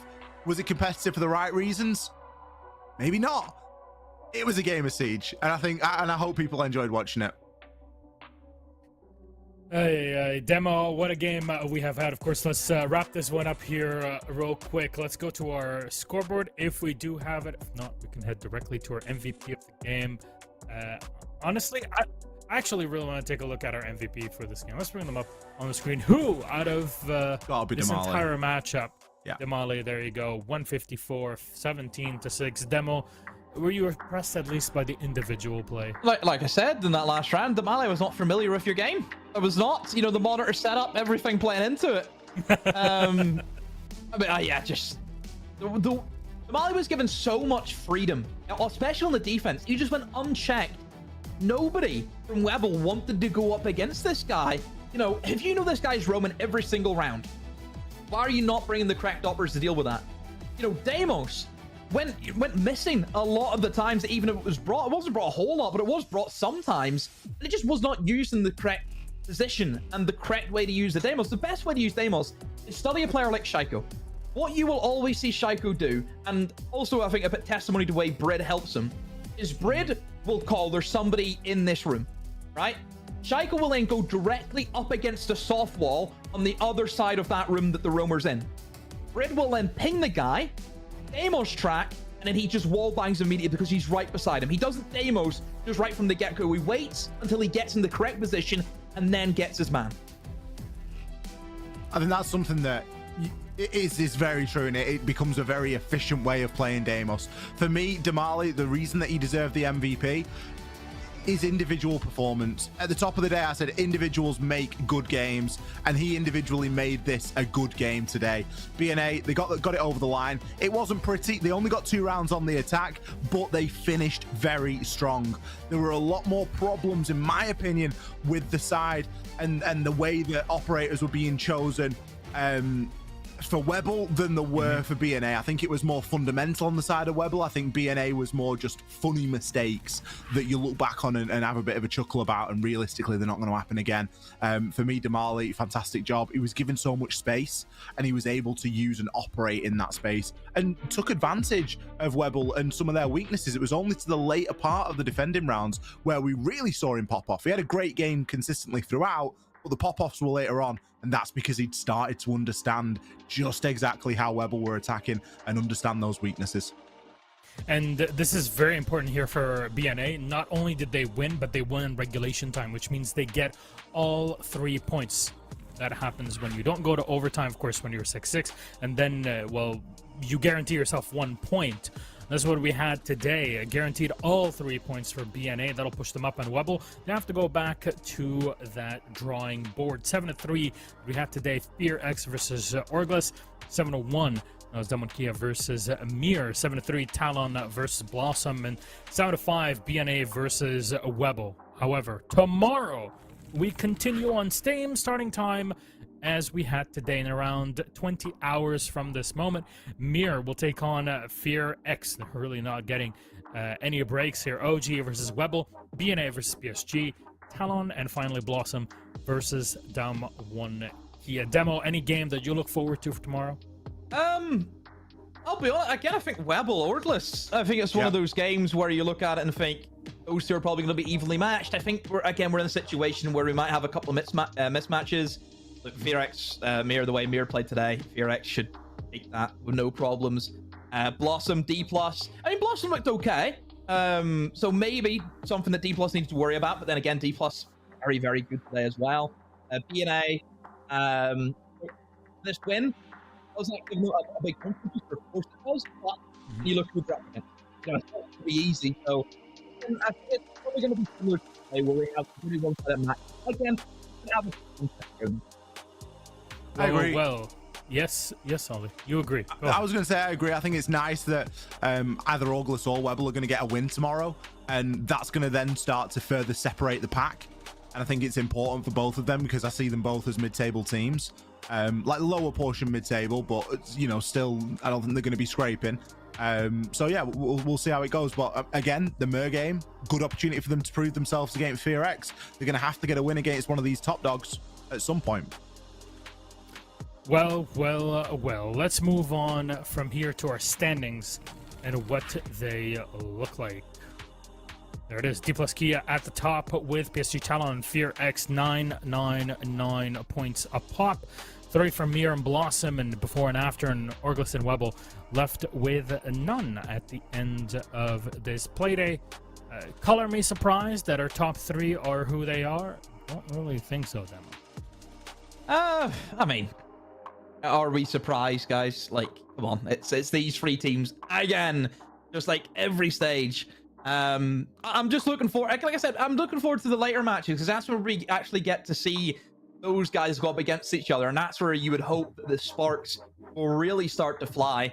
I think the fact that all of them are on plus 14 round difference as well is just like you can't make this up. It's perfect.